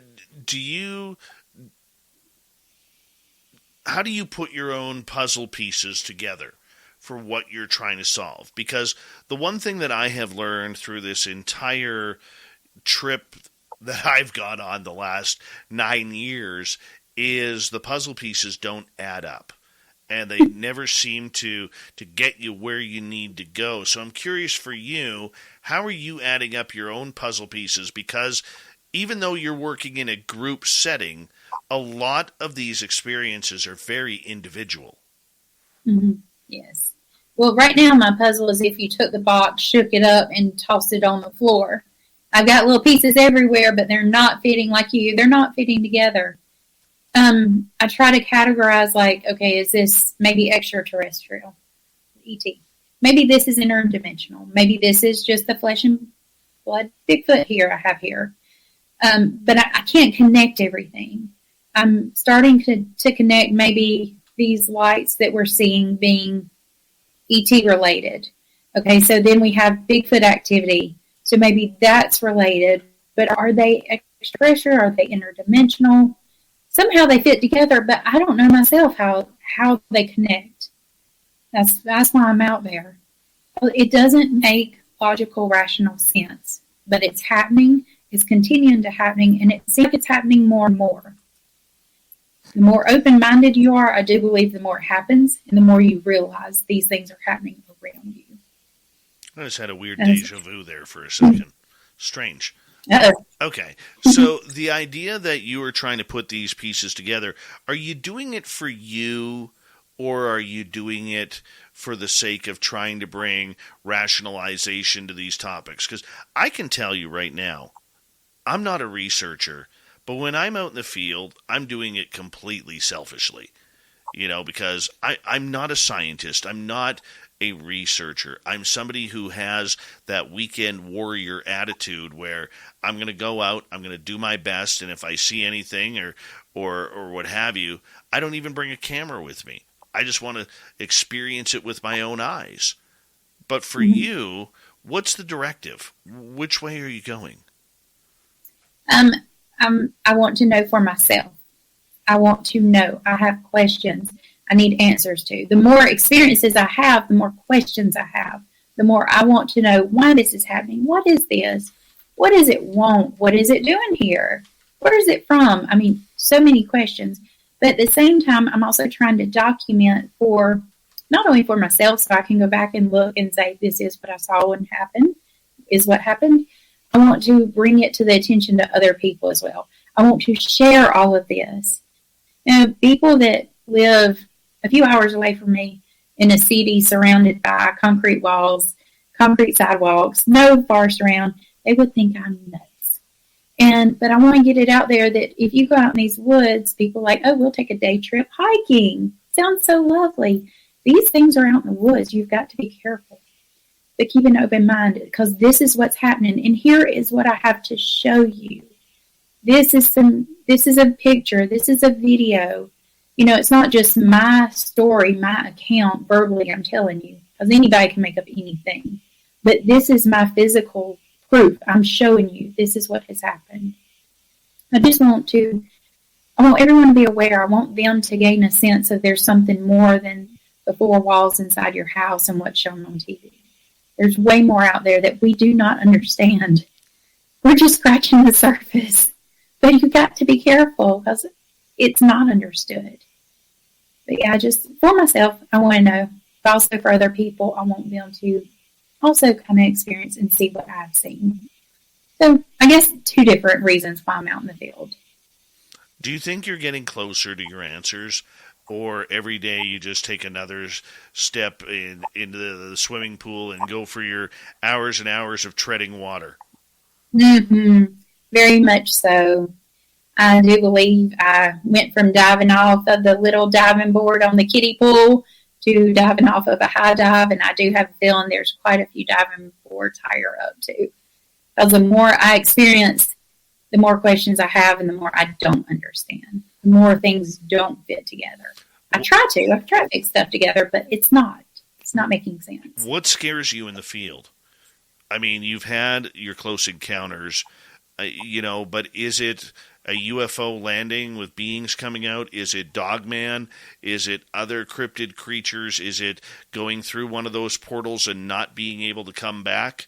I mean, what is your fear?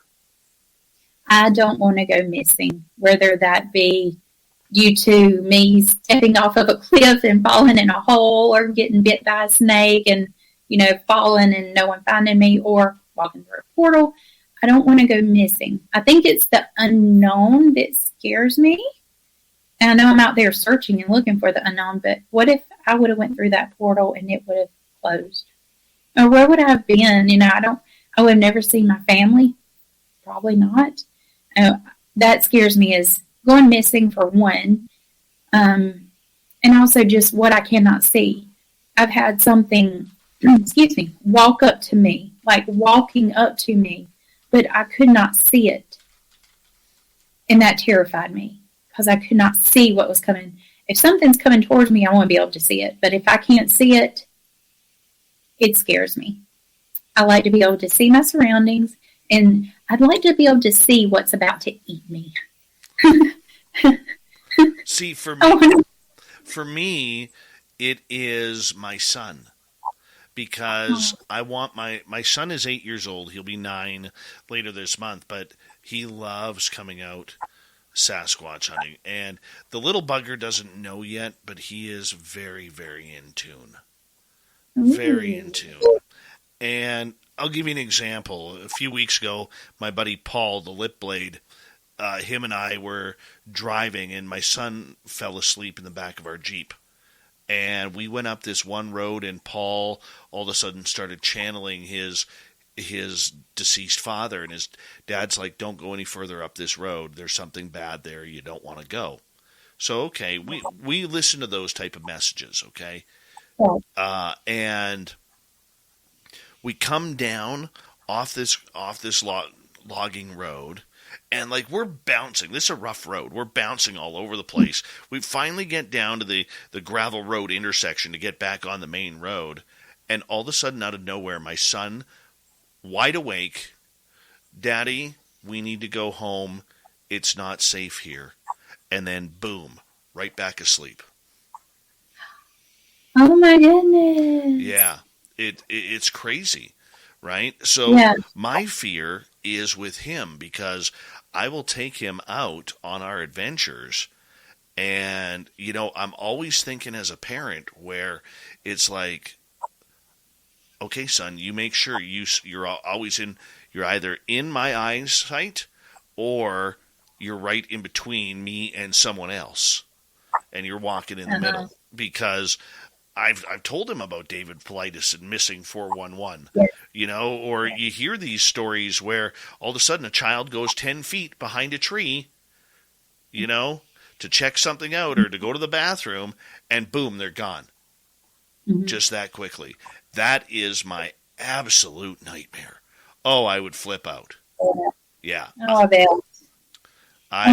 Yeah, that would be scary, and it can happen so quick, it seems. Like you mentioned, the kids, they walk off to go look at something in the creek, and mom and dad's right there, and then they're like, son, and they're gone. Not a single trace of them. What happens to them? No. See, and that's why, but even like getting back to your portal story, where your friend saw something on the other side, they went to the other side, and even though it was a little bit different, it was the same. And I often wonder now, like if that portal closed, would they have been able to come back to you? Were you on the other side? Was there two of you? Yes. And that's something we don't know. And one of the reasons we have set up a safety protocol, if this were to happen again, if we were to send somebody into the portal, we will be roped together. There'll be, we've got little steps. We'll be roped together, everything. But then, of course, you go, if the portal closes, is that going to sever everything we have? We don't know. So it's definitely something we have to be wary of out in the field. Because you don't know what's going to happen. Yeah, I mean, definitely tie yourself up, because have you ever heard of the Zendras that happen up in Mount Shasta? Sounds familiar, but okay. So through a lot of Mexican people do this. Okay, Spanish people, where they will congregate in a big circle, they will all start this beautiful meditation. And in this meditation, all of a sudden this fog will roll in. And this is what they call the Zendra. And telepathically, certain people, say you have a group of 30, there might be 2, 3, or 4 that are actually invited into the Zendra. And this is apparently a portal that opens up to who knows what. A lot of people believe it's a portal that opens up to an extraterrestrial realm. And people have seen things. Grant Cameron has done a lot of study, did a lot of study a couple of years ago on Zendras. And I would love to go to one of these. Would love to. Because I know if anything weird is going to happen, it's coming my way. It's coming to you. It's coming my way. And I got to know.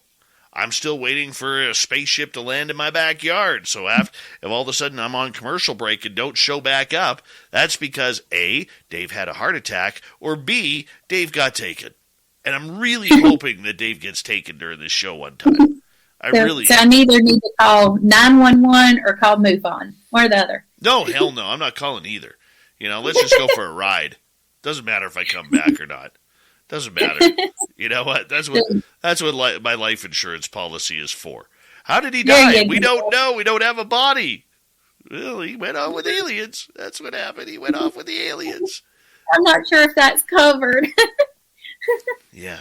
Oh, no kidding. Yes. We got just under 7 minutes left with you tonight. Tell us a story about some of your strangest paranormal sightings or happenings. I'm glad you mentioned that, because there was something I wanted to bring up. I had an experience with orbs in North Carolina in a very creepy area, well known for high strangeness. And it was the first time I have seen orbs. I mean, I've seen little ones, but these were huge. A group of us out in the woods, actually walking to a field to do some research. One of the guys in the group hangs back from us just to take a look, keep an eye out for everything. And he radios to us. We're not far up the trail, but good little ways. Radios to us, hey, I've got lights following me. You might want to come back. You're like, what? There are lights? What? But this is a guy who goes out solo all the time, does not get freaked out. So when he says come back, we come back. And we are, as a group, looking at these huge round balls of amber light. And they're morphing into different numbers, different formations. They're circling. The Master Build app lets me control my charcoal grill and smoker from anywhere. So even though I'm at the game now, I know there'll be a perfectly smoked brisket waiting for me at home. The Masterbuilt Gravity Series. Let gravity do the work. If you're not cooking with charcoal, you ain't cooking out. Nothing gives your backyard barbecues that rich, smoky flavor like the real taste of charcoal. With the Masterbuilt Gravity Series, now all that flavor is as easy as cooking on gas. Easy to light, easy to maintain temperature, and no more babysitting. Don't compromise flavor for convenience. Get the revolutionary Gravity Series by Masterbuilt. Around each other, and they're somewhat close to the ground. It's not like they're above the tree line. This is probably 10 foot off the ground, 15 foot. It's kind of hard to judge, awful with distance, but not that far off of the ground. I'm processing this with my eyes and looking, wondering what it is. So I'm sitting there going, I need to get this recorded. Like, who is going to believe me? Like, we're all just in amazement at these beautiful lights just circling. I get my FLIR out. They do not show up on FLIR. So that means they're emitting no heat, which doesn't make sense because light, there's light, it's usually going to put out heat. No heat. There's no bodies like holding a flashlight or a headlamp, or there's nothing holding these lights. They're just free floating. So they're not picking up on my FLIR. So I'm like, okay, I'm going to get my phone. No, it was actually my camera. I'm like, I'm getting my old-fashioned camera out. I'm going to record this on my camera. New batteries, everything. Click the on button. I'm looking, and my camera is dead. Fried. Gone. I'm like, oh my gosh. Like, I wasn't seeing them on my camera, and whatever it was, for some reason, my batteries died. 0%. So I'm like, next, I'm going to grab my cell phone. I'm prepared. I've got some recording device in every pocket I have. I pull up my cell phone, put it on. They're not showing up on my cell phone. It's just dark black night on my cell phone. Luckily, my cell phone doesn't die. But I put that up when I realized I'm not going to capture this in anything and just sit there and watch. That's all I can do. And these lights, as they're changing formation, then they start coming towards us. Getting a little nervous. What's this coming at us? We don't know. And they're still just making all formations and going from 2 to 4. And so one of the other guys in the group, he has this huge spotlight, and he was gung-ho for Bigfoot. He's like, I'm getting me a monster tonight. I'm not out here for orbs. And he said, I'm lighting it up also to see where these lights are coming from. So he turns his spotlight on, lights up the whole area. There is nothing there. Nothing. Lights go back off. We start walking, back towards the area of research. And still in the forest, we're seeing some lights, but nothing like it was. We also noticed, like all of our K2 meters are pegging. Like it's going from green normal to off the chart reds when this is occurring. We now carry tri-field meters with us. At that time we didn't. I believe one team member may have. And there was, if I'm not mistaken, some radiation spikes. I can't verify that because I have a lot happen. But I know my K2 meter was pegging off the red during this occurrence. So through the night, we come back through that area after researching. I did not see any more lights, but our K2 meters in that same area were going crazy. What was that? I don't know. Alien, possibly. But there was no human emitting light or holding the light. So that was one of my wonderful experiences in North Carolina woods. Very, very strange. Yes. Did you take anything home with you after that? No, I did not. Not that I know of. Not that I know of. But no, after that occurrence, it calmed down. I'm trying to think, we may have a few more odd occurrences, but nothing to that impact.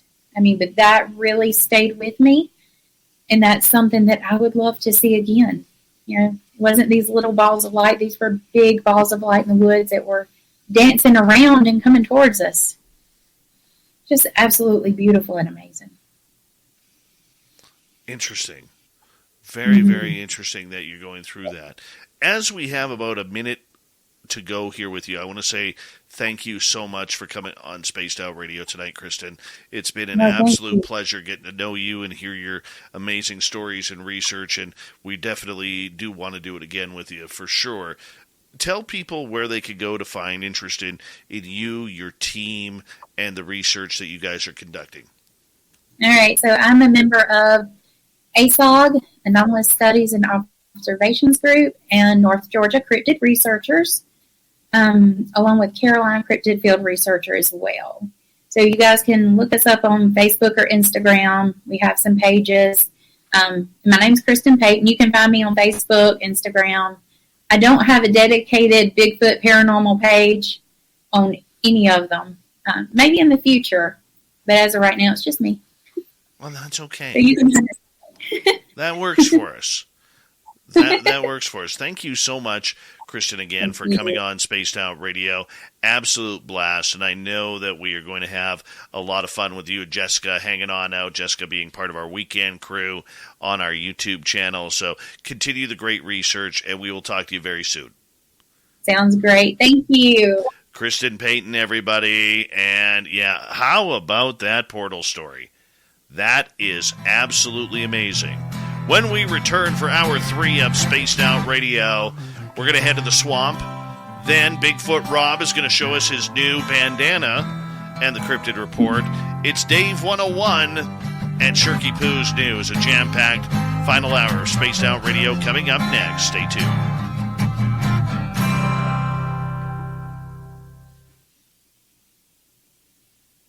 All right, we're back. Clear? Great job. We'll give you a few claps. Thank you. Woo, thank you so much. No problem. No problem. Stay amazing. And do me a favor. Don't tell Jessica this.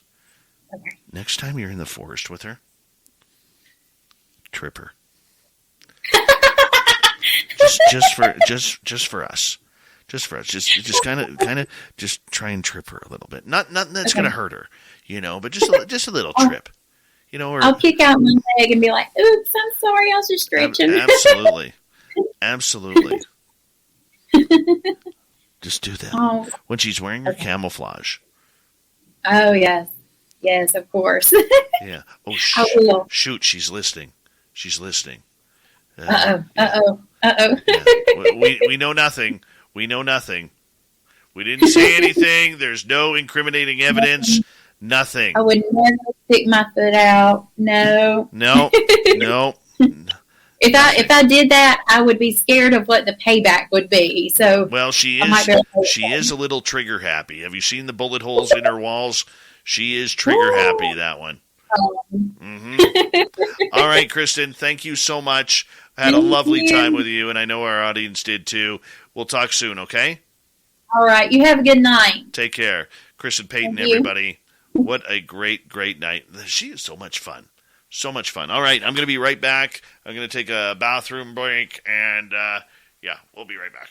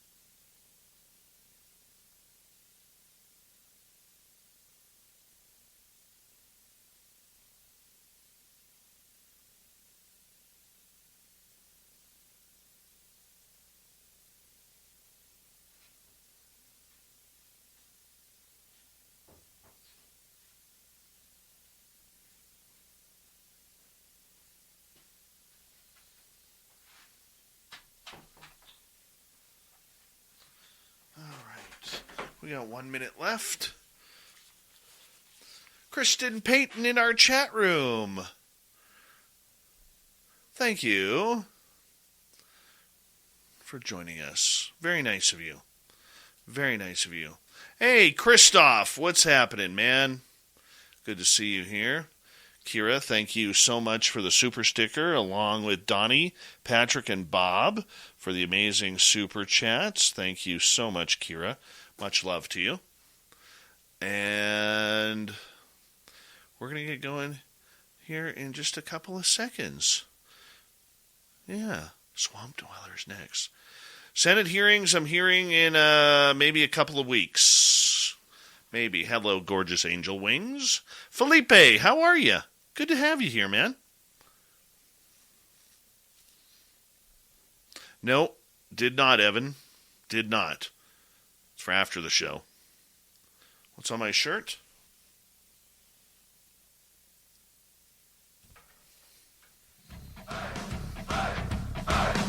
Would you like to connect with us? Head to spacedoutradio.com for all your latest show info. Now, back to Dave Scott and SOR. Here we go with hour number 3 of Spaced Out Radio tonight. Good to have you with us. My name is Dave Scott. Very much appreciate earning your listening ears wherever you are on this beautiful planet we call Earth. Hi to everyone listening in on our terrestrial affiliates around North America and digitally on Odyssey Radio, TalkStream Live, and KPNL. All of our archives are free. Join us at youtube.com/Spaced Out Radio. Do old Davey the favor, hit that subscribe button. The Desert Clam has set the password for tonight in the SOR Space Travelers Club. Oniric. Oniric is your password. Use it wisely, Space Travelers, as the Clam sets the password each and every night right here on Spaced Out Radio. Our website is spacedoutradio.com. We have a plethora of features for you. Rock out to Bumblefoot, read Shirky Poo's Newswire, check out our swag as well.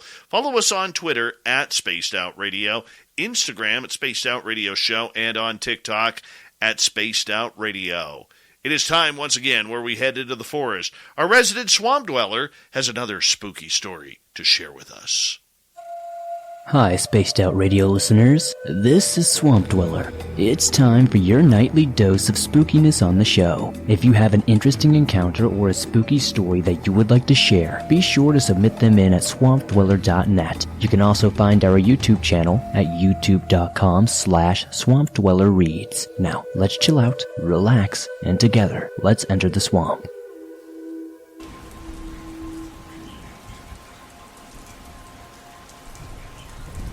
I've experienced many creepy things in my life. This is the second bizarre encounter I faced at a park. I've talked about my other meetings and encounters in the past with other people, but I wanted to share this one with you because it's one that still creeps me out. In my first year of high school, I had 2 friends that I was close with. I'll call them Bree and Y. I hung out with Bree and Y every weekend.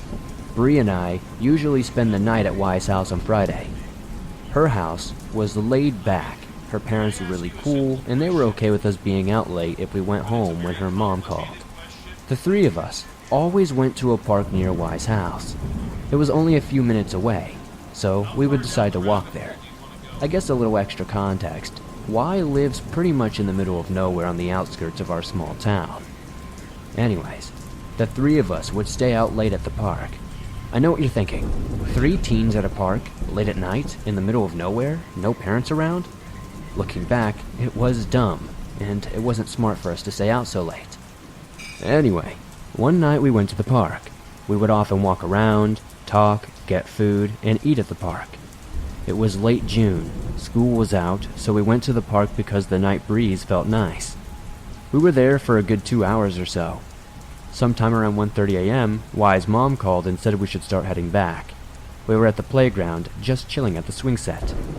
Suddenly, out of nowhere, I hear a woman crying, and it's uncontrollable crying. Absolutely frantic. I didn't know where it was coming from. My friends and I just sat there silent, kind of freaked out. I turned my head to where the swirly slide is, and I see some sort of woman, maybe in her late 20s, sitting there. All by herself with her legs crossed, covering her eyes with her hands and sobbing loudly. So right off the bat, I felt creeped out. This was a horror movie in the making. I felt highly uncomfortable. "Let's ask her what's wrong," said my friend Bree. I told them that he was out of his mind. Bree and Y were trying to convince me to approach the woman with them, but I kept saying no. We just stood there watching this lady cry in confusion. Then we see two men come out of nowhere. Both of these men were Caucasian, both in their late 20s, I want to say. One man was tall and buff, and the other was chubby but tall. The first guy walked over to the woman crying, while the other guy sat at the bench, across from us, just watching us. The tall, buff guy said something to the woman, but I couldn't hear him. Then she gets up, still crying, and starts walking around the park with him. They were walking as if they were walking laps around the park. The man sitting on the bench, still looking at my friends and me, kind of starts freaking me out. I tell my friend that we should start walking home. He doesn't take his eyes off us the entire time, and we slowly but surely start walking and cross paths with the woman and the tall buff man. The woman is still crying, but I try to mind my business by not turning my head. I don't know why I got the strong urge to look, but I did. And when I did, I remember the fear that filled my body. As I slightly turned back, I could see that the man had a gun pointed at the woman's back. He had his other hand on the back of her neck. He was still close to us in this distance. He turned his head, made eye contact with me, and winked. At that moment, I didn't know what to do, but I told my friends to absolutely, by no means, stop running until they got home. They were confused as why I told them to run, and why I sounded so panicked. I didn't tell them the guy had a gun until we were far away from the park so they wouldn't freak out and scream. After that, we returned home and called the cops. We told Y's parents everything. I don't know why the men were there with that woman. I don't know what their intentions were. I just hope that she was safely rescued, and I'm glad that she got our attention, because we may have saved a life that day. That's why we love the Swamp Dweller around here. For these spooky stories, there are literally thousands of them. All you have to do is go to his YouTube channel, youtube.com/Swamp Dweller Reads. Hit that subscribe button and enjoy the spooky stories. Speaking of spooky stories, we got him till the bottom of this hour. It's Bigfoot Michigan Rob filling in for Super Duke of World Bigfoot Radio right here for the SOR Cryptid Report.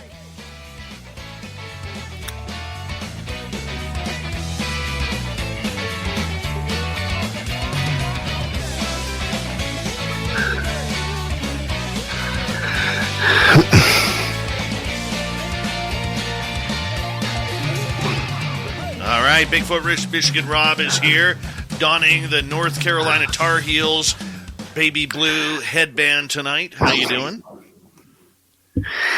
Yeah, thank you for that. I'm glad you picked that out. I didn't expect that, and I'm not a fan of the Tar Heels. I'm a Wolverine, but yeah, you know what? Now that I look at myself back on television here or on YouTube, I can identify.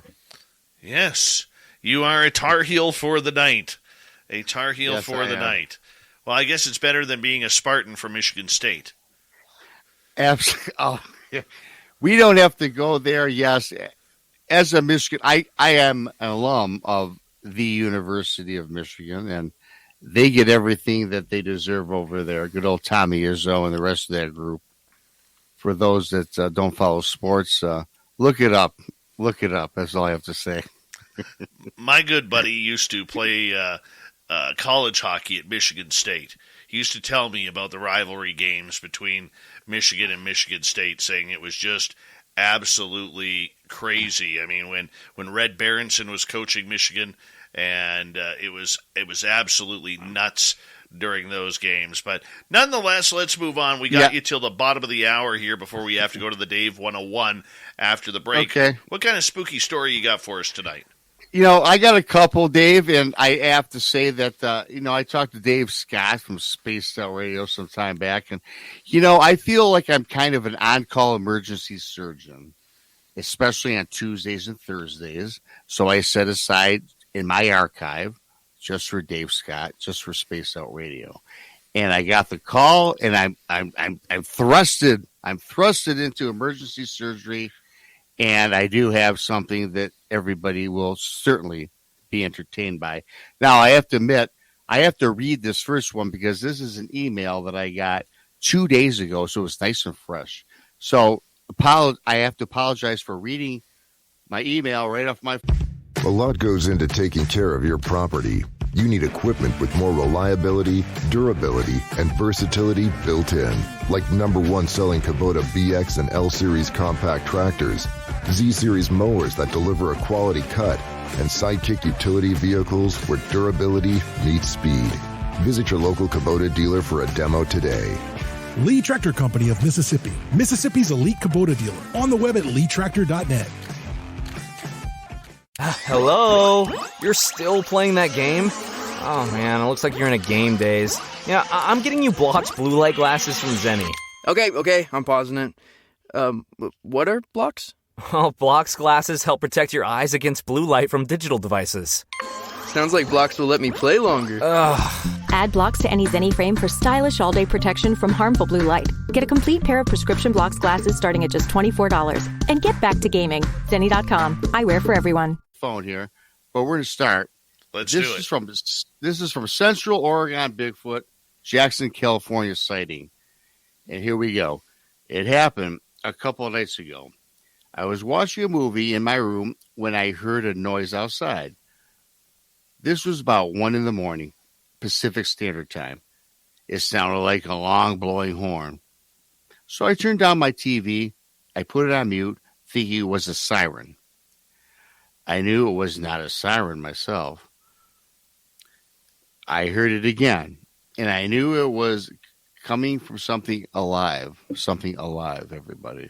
I went outside, and the noise was so disturbing that I actually felt scared of it. It was more like this cry, but in a howl fashion. Like it was hurt and moaned in pain by an injury. I have a few dogs, and each of them were very disturbed by it. They refused to come near the front or back of the doors or the porch. It was like they didn't want to come outside. I assumed it must be a bear or a mountain lion. But the one thing that confused me was I don't think animals like that sound like that. The day after this happened, my friend came to pick me up around 8 a.m, or 8 p.m. We enjoyed going to casinos, and there was one about 35 miles from where I live. The sun had just set, and we drove maybe more than 4 miles down the road when I heard the noise again. I rolled the window down more, and my friend heard it again.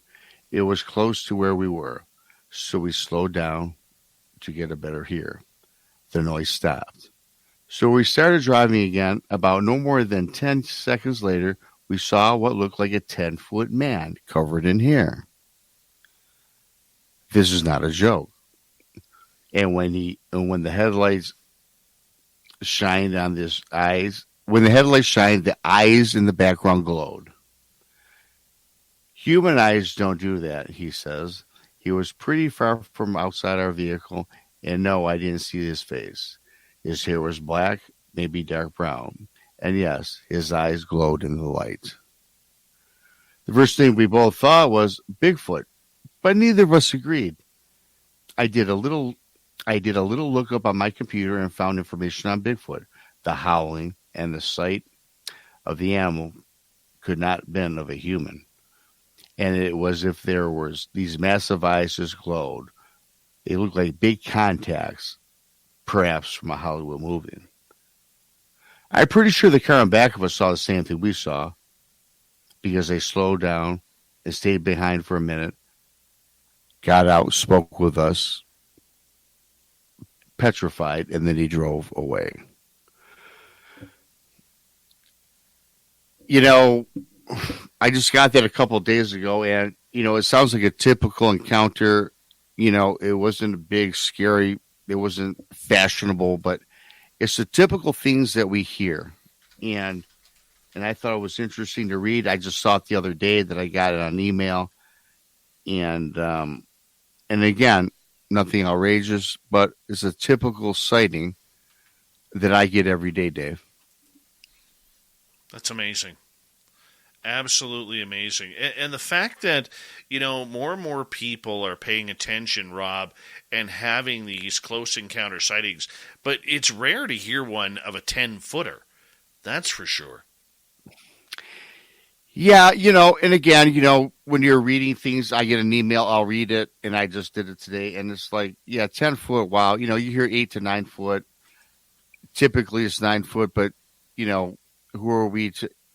Do we really know how big these things are? You get reports they're 8, 10, 12 feet, and then you can talk about the dogman 8 foot, and then, of course, any other cryptid out there. But it seems to fall in the category, and hey, it is what it is. I thought it was interesting. But moving forward, though, I got a really cool encounter from a subscriber that I like to check into. We got, 10 minutes? Yeah, we have about 9 minutes.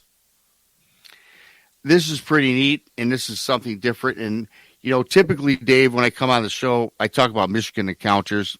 And this encounter, finally, to change it up a little bit, is from Tennessee. And this was in 2010. And this was in the Smoky Mountains. In fact, it was a belt of the mountains. It was called the Cherokee Mountains. And there were 3 guys that went out to explore in the wilderness, in the woods, and the mountains. They wanted to go explore. They wanted to set camp at the base of the mountains. I'm going to call them Jim, Jerry, and Jim. Jim, Jerry, and John. That's what I'm going to call them, just because I don't know what their names are. They were experienced in tracking and hiking, did a lot of camping. And when they reached the Cherokee Mountain Base, they went into the local establishment, and they were talking to the locals about where they were going. And the locals had asked, where exactly in the Smokies are you going? Well, we're going to the base of the Cherokee Mountains. And the locals, they were in a shop picking up supplies, some food to take with them. And they had retorted, and they said, well, they called this area where they were going the Good Luck Zone. So these 3 guys, Jim, Jerry, and John, they asked, well, why would you call it the Good Luck Zone? And the locals in the shop that they were in, whoever was working at the time, said, well, nobody has really had a good experience there. They say, you guys, 1 in 10 people that come back, we ask them about the trip, they ask about the camping, and they say, we probably won't come back. And the locals in town are like, well, this is not very good for business when 10% of the people are not having a good experience. So the men, these guys, they continue to ask, well, what type of stories? I mean, why is there not anybody coming back? And they shrugged their shoulders, and they said, nobody got in great detail about it, other than they really will probably set back into their store, into this area. So the 3 guys, Jim, Jerry, and John, they go about their business, and they say, well, we're going to come back, and we won't be part of that 10%. Day 1, they reach the base of the mountain, and they're exploring the mountain. It's daytime. They're looking around, doing their thing, and they come up with, they're having a good time, nothing out of the ordinary. They go back to base camp, take care of whatever they need to do for the day, for the night. Day 1 at nighttime, they go out. They go to the same area, and now they ventured a little further into a mouth of a cave or a cavern. And it's nighttime, and they're looking into the sky, and the sky is bright with stars. But they notice at the base, they're sitting on the edge of the woods, the baseline of the woods, and they can look into the mountains. And in this cavern, where there happens to be a cave, they notice some light shining. Now, they identify these lights as orbs. And these orbs are multicolored. They're reds, they're blues, they're greens. And they notice that within the orbs, there were shadows. Now, not shadows of people, not a hominid, not an animal, but just kind of like shadows. Not even like a shadow person, but just shadows. And the thing about this is the orbs and the shadows, they all blended together, kind of in unison together. It almost appeared as though they were like kind of trying to dance. It's kind of like if you were awkward as a high schooler or a junior high person, and you're going to your dance and everyone kind of fumbles around. You know, you want to ask that girl out for a dance and you can't, and you're fumbling about. So one of the gentlemen in this group decides to play some music, and he projects the music toward the orbs and these shadows. And now it seemed like the orbs and the shadows in unison, they kind of blended together in kind of, as they described, like a ballet. It was a beautiful dance, and they were very symmetrical, and they were all in unison. Really? Yes. Yeah. And, it's a beautiful story. I'm like, wow, man, I'd like to be there hanging out, Dave. So this goes on for several minutes, 5 minutes, 10 minutes. In the distance, they hear this howl, and the orbs, they disappear.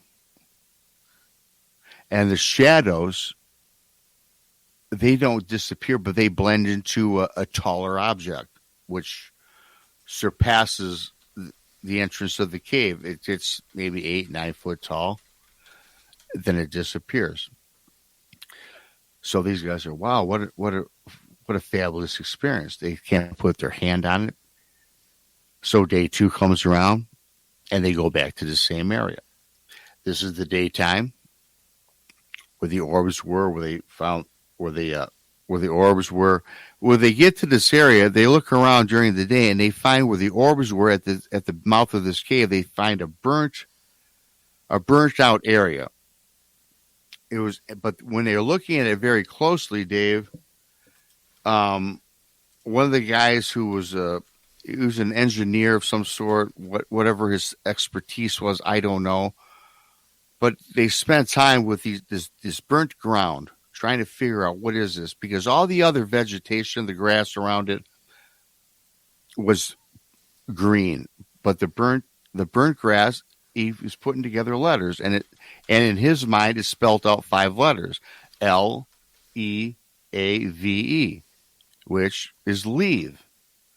And this freaked the guys out, and they said, like, hey, Jim, Johnny, whatever his name was, are you, come on, we don't see this. Well, this guy says yes. If you look, long story short, he tries to tell these guys the burnt out grass from the orbs from the night before burnt out the word leave.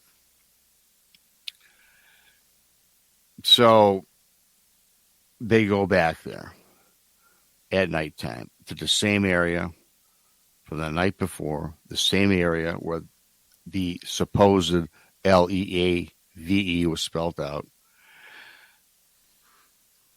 And now the orbs, they're waiting around. They're getting ready to pack it up and go. All of a sudden, the orbs come back. The orbs come back, but this time they come back, Dave, and everybody listening, they come back bigger, brighter. We got 90 seconds, buddy. They come back bigger, brighter, and stronger. The shadow comes back again, larger, bigger, and stronger.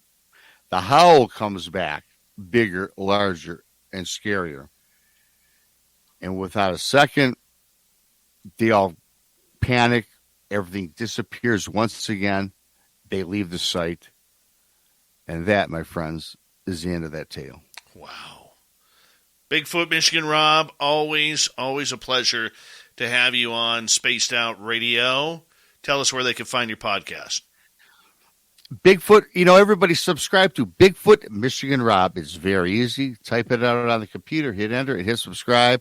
I want to get to 1,000, and I'm getting close before by Alabama. I go to Alabama June 10th and 11th. I'll be speaking with a bunch of great people, and I'd really enjoy to go down there and tell everybody and flaunt my 1,000 subscribers.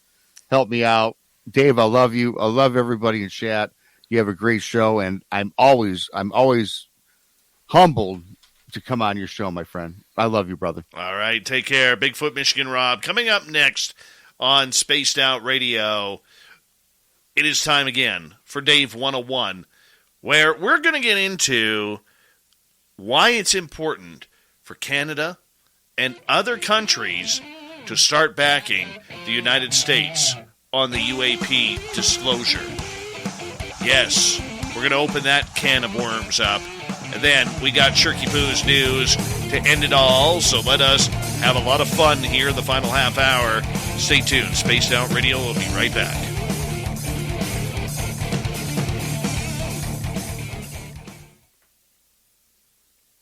Good job, Michigan Rob, with your Tar Heel bandana. Dave, you had to point that out because I had no idea. I hear you, That's brother. Awesome. That's awesome. And go Oilers, man. I'm rooting for the Oilers. You have the best player in hockey on your team. Well, we're down 2-0 to Colorado, I know. But I got to run here. I got to hit the bathroom here. All right, brother. I love you. I'll talk to you later. Be right back, everyone.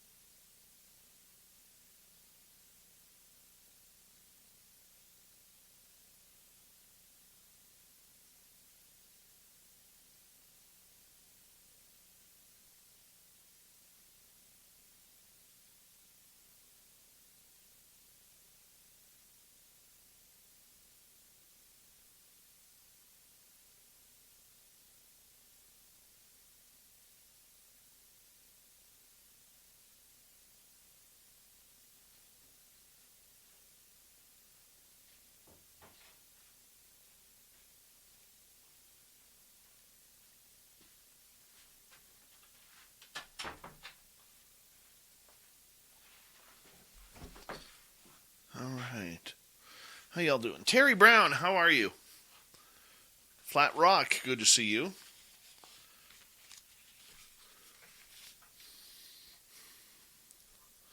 Anybody else punch on it? Oh, there's little Jimmy Goodall right there. Love you, Jim. You're amazing. Absolutely amazing.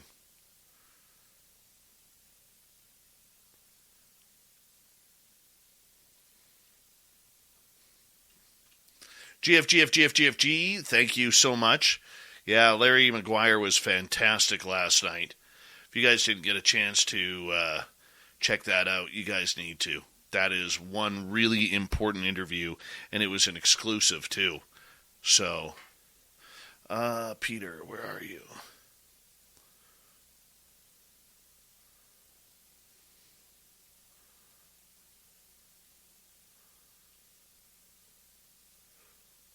Oh, the voom, voom, voom, voom, voom. Yeah, I've heard that before. Thank you tonight to Kira, Donnie, Patrick, and Bob for the awesome super chats. Good morning, Commonwealth Andrew. Good to have you here. Bigfoot Rob, you were amazing as usual. We got 25 seconds before we're going to launch here, and we're going to make some good stuff happen. Yeah.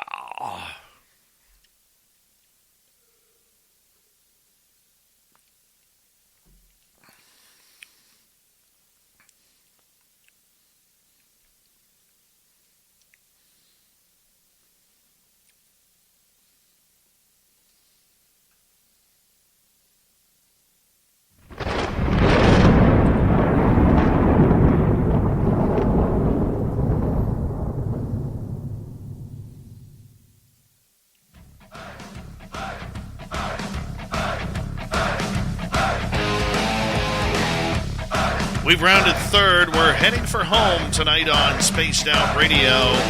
Good to have you with us. My name is Dave Scott. Very much appreciate earning your listening ears. Want to remind you that if you've missed most of this show or others, check out our free archives by going to youtube.com/Spaced Out Radio. Do us the favor, hit that subscribe button. Our website is spacedoutradio.com. We have a plethora of features for you. Rock out to Bumblefoot, read Shirky Poo's Newswire, check out our swag as well. Follow us on Twitter at Spaced Out Radio, Instagram at Spaced Out Radio Show, and on TikTok at Spaced Out Radio. It is time once again where I give my opinion through the Dave 101.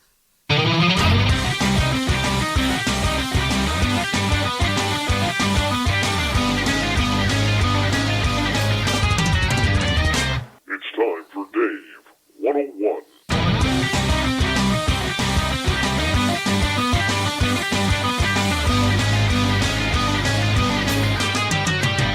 It is the news that just will not go away, no matter how much we try and say, let's move on from the UFO topic. No, we can't. And there's reason why. Shortly, coming up, both Robert Salas and maybe Luis Elizondo will be appearing as witnesses. Enterprise isn't just one of the world's largest transportation providers. We're a committed team, helping you get to what matters most: your family, your livelihood, and your next adventure. Getting you there begins with our employees, who are motivated to make a difference for you every day. Around the world and around the corner, in neighborhoods like yours. Connecting you to all the places you love. That's Enterprise. Enterprise is ready when you are. For all the, are we there yet? And look at that. The anticipation and conversations in a vehicle that came from Enterprise. With the peace of mind of our complete clean pledge, curbside rentals, and low-touch transactions. Plus so many vehicles of all kinds. So you can relax and focus on the moment. All of them. Enterprise, connecting you to all the places you love. Witnesses in Brazil for their own governmental hearings regarding unidentified aerial phenomena. We have seen it recently in the United States with the congressional hearings, which we are expecting within the next few weeks there to be more of these and more eyewitnesses and testimony called to Washington, D.C. Who will be on that list? We don't know. It's fun to speculate. If I were to give my top 5, this is who I would choose. I would want Luis Elizondo to speak. I would want Chris Mellon to speak. I would want Stanford scientist Gary Nolan to speak. I would like Eric Davis or Admiral Wilson to speak on the Wilson-Davis documents on the record. I would like somebody like Robert Bigelow to speak. And the reason? Well, before all of this became public, Bigelow was a big player in Nevada with UAP. So, why is this story important? Because we now see other governments around the world starting to take this subject very, very seriously. We've seen the conversation open up as the U.S. congressional hearings were literally worldwide news, front page news. This has never happened in the UFO world before. And even though it was only 50-some years ago to the previous UFO hearings in the United States, this time it seems a little different. It seems like the media is finally waking up to the point that this story is not going away, that the tinfoil hat people were actually right, and there is something that needs to be discussed. We look right here in Canada, where I am, and broadcasting from central British Columbia, where there are a plethora of UFO sightings annually. Here, we are seeing, for the first time, government officials talk about UFOs. It's all been led by Conservative Member of Parliament Larry Maguire, who we had an exclusive interview with. And Maguire has never seen a UFO. No, he's never seen one. In fact, he admitted on this show that he became interested in this topic because of what was happening south of the border. And, like any good mathematician, he was able to put 2 plus 2 together, and it equaled 4. And if it equaled 4, that meant that if it's happening in the United States, there's a very good chance that UFOs are happening in Canada as well. This is starting to gain momentum. It's taken a couple of years while he has garnered support within his own party for researching UAP. It has also crossed the floor to other parties to see what they think, and they believe that it should be investigated as well. However, the way the Canadian parliamentary system works, the head party, which is the Liberal Party by Justin Trudeau, hasn't quite picked up UAP just yet. Even though we know members, including former Defense Minister Harjit Sajjan, was read in just 4 days before the DIA report was released June 25th of last year in Washington, D.C., and we know that back in 2019, former ambassador to the United States, David McNaughton, allegedly has met with Prime Minister Trudeau and other executives of the Liberal Party to discuss unidentified aerial phenomena. Now, this story needs our support. It doesn't matter whether you're Canadian like I am, American like most of our listeners and our radio stations, or whether you're in the United Kingdom, South Africa, Japan, Singapore, Australia, New Zealand, where a lot of our listeners are. This subject, we have to remember, is unifying around the world. This is a subject that will affect every single person on this planet. And like we've stated before on this show, there are very few times where something will affect everybody. Nuclear holocaust would be one. And let us hope that we never, ever see that day of light, because that will truly be scary.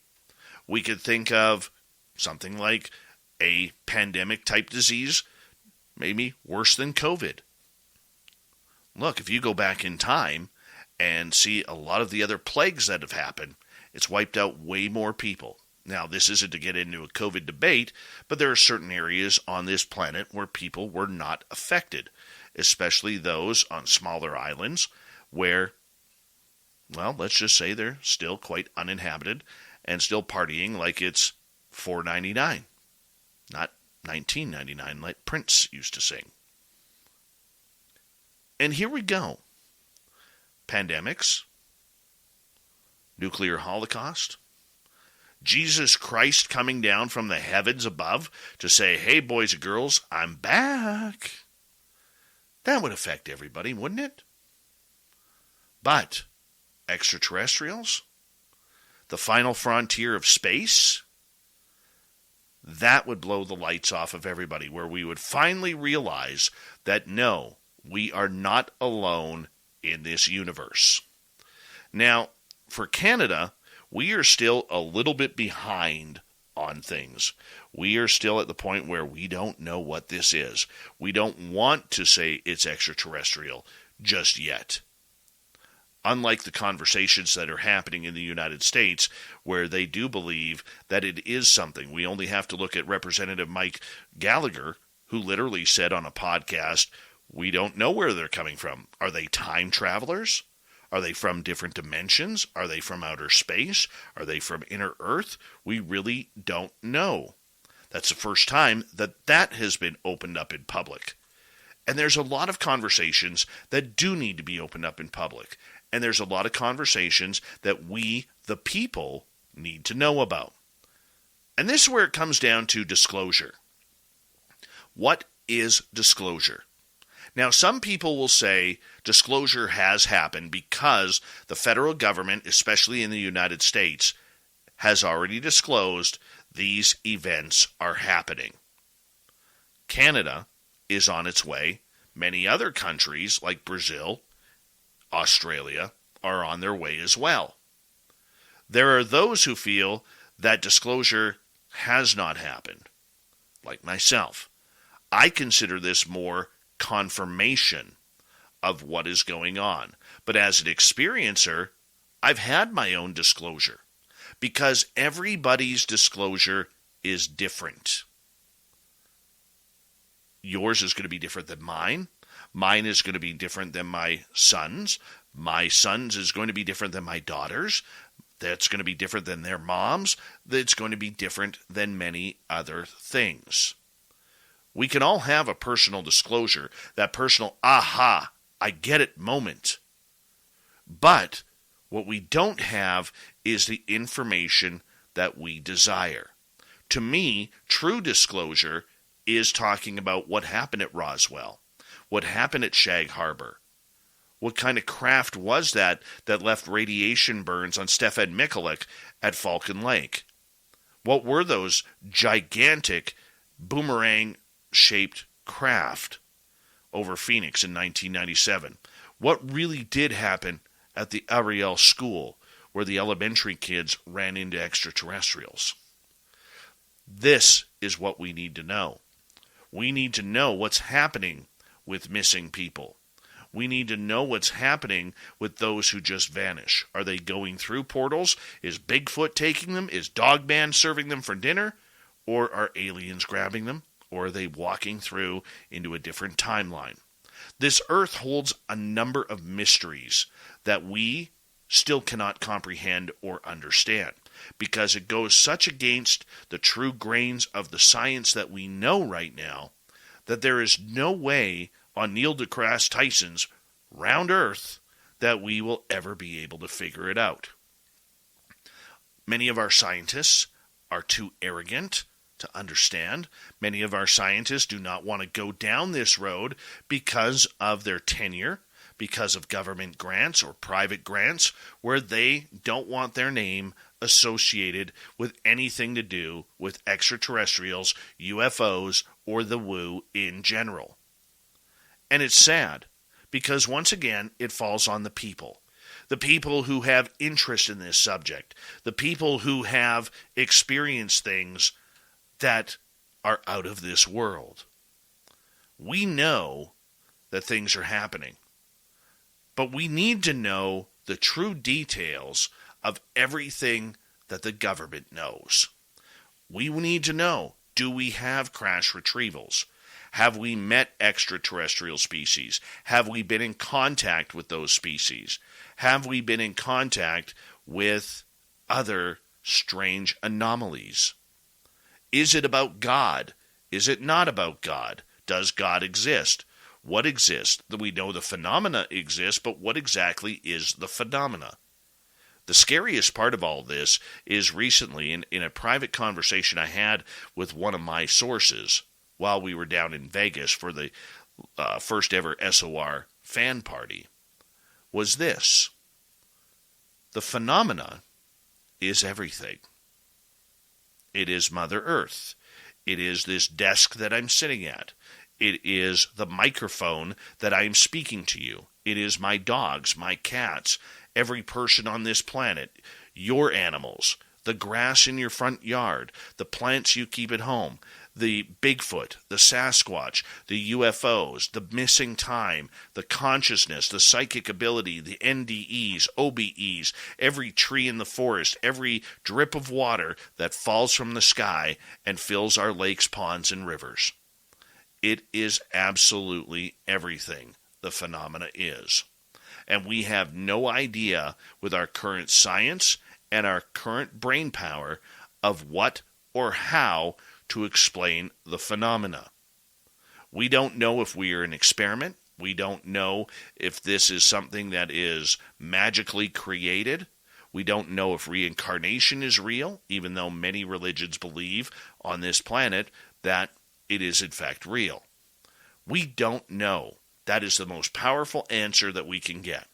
But what we are figuring out is that this whole phenomena thing, there may be something to it. We need to pay more attention, which is why this falls on the shoulders of the people. As voters, as citizens of whatever country you are in, except for maybe North Korea, where they don't get much say, we need to be able to talk to our elected representatives regarding this. We need to put the pressure on them. It doesn't take one citizen. It takes many constituents to start rattling the chains of the constituency doors, of their office doors, of their emails, of their phone lines, of their social media pages, to ask them point blank, what is happening with UFOs? No longer are politicians going to be able to remain silent on this. And in fact, many of them are silent on it because they've never experienced it before. They've never experienced the rush of understanding their constituents want to know, or are having experiences themselves, whether it's sighting of dots in the sky, or whether it's aliens grabbing them, or Bigfoot in the forest, or a ghost haunting their house. You see, the politicians don't understand the phenomena. And when you don't understand something and you cannot comprehend the knowledge that it takes to understand this, even one iota, they don't want to talk about it because they don't want to look like fools. They don't want to look like they are an embarrassment to a subject that could get them in trouble in front of the media. Look, my own politician here, he is a shadow deputy critic to the Minister of Defense. He still hasn't sent me an email back saying, Dave, remember that conversation we had about UFOs? Yeah, you might be right, Dave. Haven't had that conversation yet. I'm waiting. I want it to happen, but it isn't. So as citizens of whatever country you are listening to this from, do yourself a favor. Get a hold of your federal elected officials.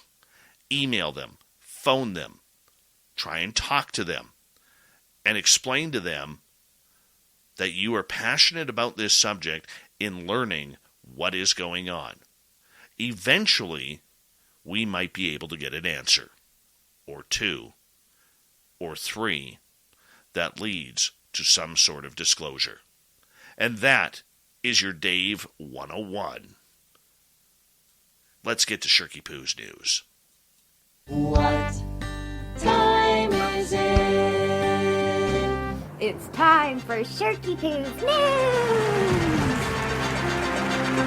We're going to start off with a weird one here involving singer Phil Collins. Yeah, his ex-wife Orianne Seavey and her former head of security, Frank Palla, have alleged that Collins' ex paid $30,000 to a black magic expert in an attempt to gain control over the singer. Palla claimed that Seavey had planned to put some substances in Collins' wine and makes mention of a black magic concoction. She allegedly wired the funds to a man in Colombia as payment for his magical services. Do you know anything about an effort to, I'm going to call it, poison Phil or give him unknown substances? Collins attorney Jeffrey Fisher asked Pala in a deposition that was given back on April 2021, but was only made public after it was filed last month by CB's lawyer on an unrelated issue in the case. Pala replied, I heard about Mrs. Collins asking another employee of the house to do the same kind of magical things and pay for the services, and in return put some substances in white wine for Mr. Phil Collins. It's like how you believe in black magic from Colombia, whatever you want to call it. She and Pala never discussed the alleged plans. He claimed he heard about it from CB's former personal assistant. When Pala was asked his thoughts on what CB was trying to accomplish by putting this black magic on Phil, he opined, maybe trying to empower herself over him. It's unclear whether CB actually received anything from her Colombian contract. Collins, who is now 71, is currently in a legal battle with his 48-year-old ex-wife over the sale of their $40 million Miami home. CB says she was promised half of the earnings from the sale of the house, something which Collins denies. Oh, black magic. That's terrible. Nothing is certain in this life except death and taxes, and men continually being convinced they've spotted Bigfoot. Yeah, well, let's get into this. The mysterious hairy creatures are part of North American folklore, but some folks say they exist. Maybe some of our listeners and guests as well. Go figure. Well, let's get into it. There's a video out there where men think that they actually found a Bigfoot. Yeah. In the footage, uploaded to a TikTok account at Cryptid University, the men can be seen driving through a forest on a track with branches across it. A caption in the video says, "Notice the tree that blocks the road. Top of the tree has been snapped." Then as they motor on, the passenger conveniently pans to the driver, and there in the background is majestic footage of what looks to be a Sasquatch, or, because the report has a skeptic writing it, a man in a furry suit-like creature running through the trees. Alas, they mustn't have spotted old Bigfoot until they watched the back footage. So, once again, the big, clumsy, slow Bigfoot seemed to get away. Weirdly, people didn't seem convinced by the footage, with many pointing out it all seemed too conveniently shot. One person commented, "So funny the camera was already pointing that way." Another said, "Notice how he was talking to his friend but didn't have the camera centered on him till they accidentally filmed the Bigfoot?" So, we'll all have to go check it out on TikTok and see if it's real or not. I'm going to side with not.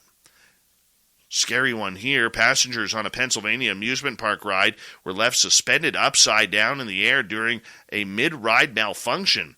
Kennywood Park in West Mifflin confirmed the Aero 360 ride malfunctioned and left riders stranded upside down for a short time.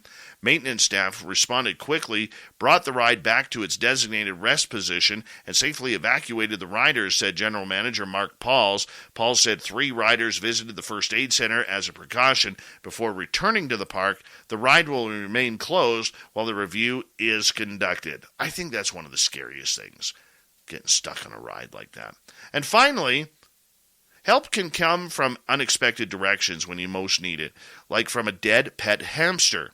In an unbelievable series of coincidences, a Singapore man who received a death sentence for drug trafficking has been taken off death row, and it's all because he made a friend in prison who happened to have a tattoo of a hamster. Raj Kumar Alichami was arrested in 2015 for purchasing 4 pounds of cannabis. At the trial, he insisted that he didn't mean to buy the weed, but butterfly, chemical-laced tobacco that imitates the effects of marijuana. So, when they went and checked it out, they realized that the man who he bought it from didn't sell it to him. And he was in prison with a tattoo of a rat on his head. We got Mr. Ron Bumblefoot Thal rocking in the background with Little Brother is Watching. Bumblefoot is the official music of Spaced Out Radio, rocking us in and out of every single show. Get your horns up for the guitar god himself. Special thanks to everybody listening in at home, at work, in your cars, wherever you may be. Thank you to everyone in our chat rooms tonight. YouTube, Twitch, LGAB, Facebook, Twitter, and the Space Travelers Club. I know you're out there somewhere. Remember, this show is copyright by Spaced Out Radio and SOR Media Ventures Limited. Thank you so much for choosing to share your evening with us, because together, my friends, we're watching. We own the night. Mr. Bumblefoot, we need a favor. We need you to take us home.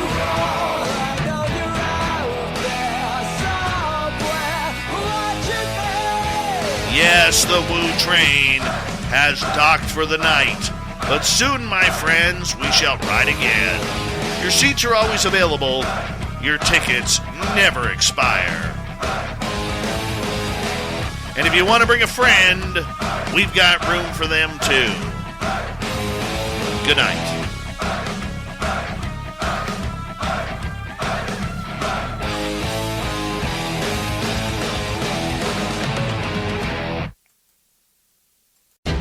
When you need business mobility solutions that are more than just business as usual, you need Enterprise. A trusted partner, Enterprise has the expertise to help you go the extra mile. For the short term, for the long haul, and everywhere in between. So go with someone who thinks outside the box truck and get custom transportation solutions that maximize productivity, reliability, and savings. Go with Enterprise and start driving business.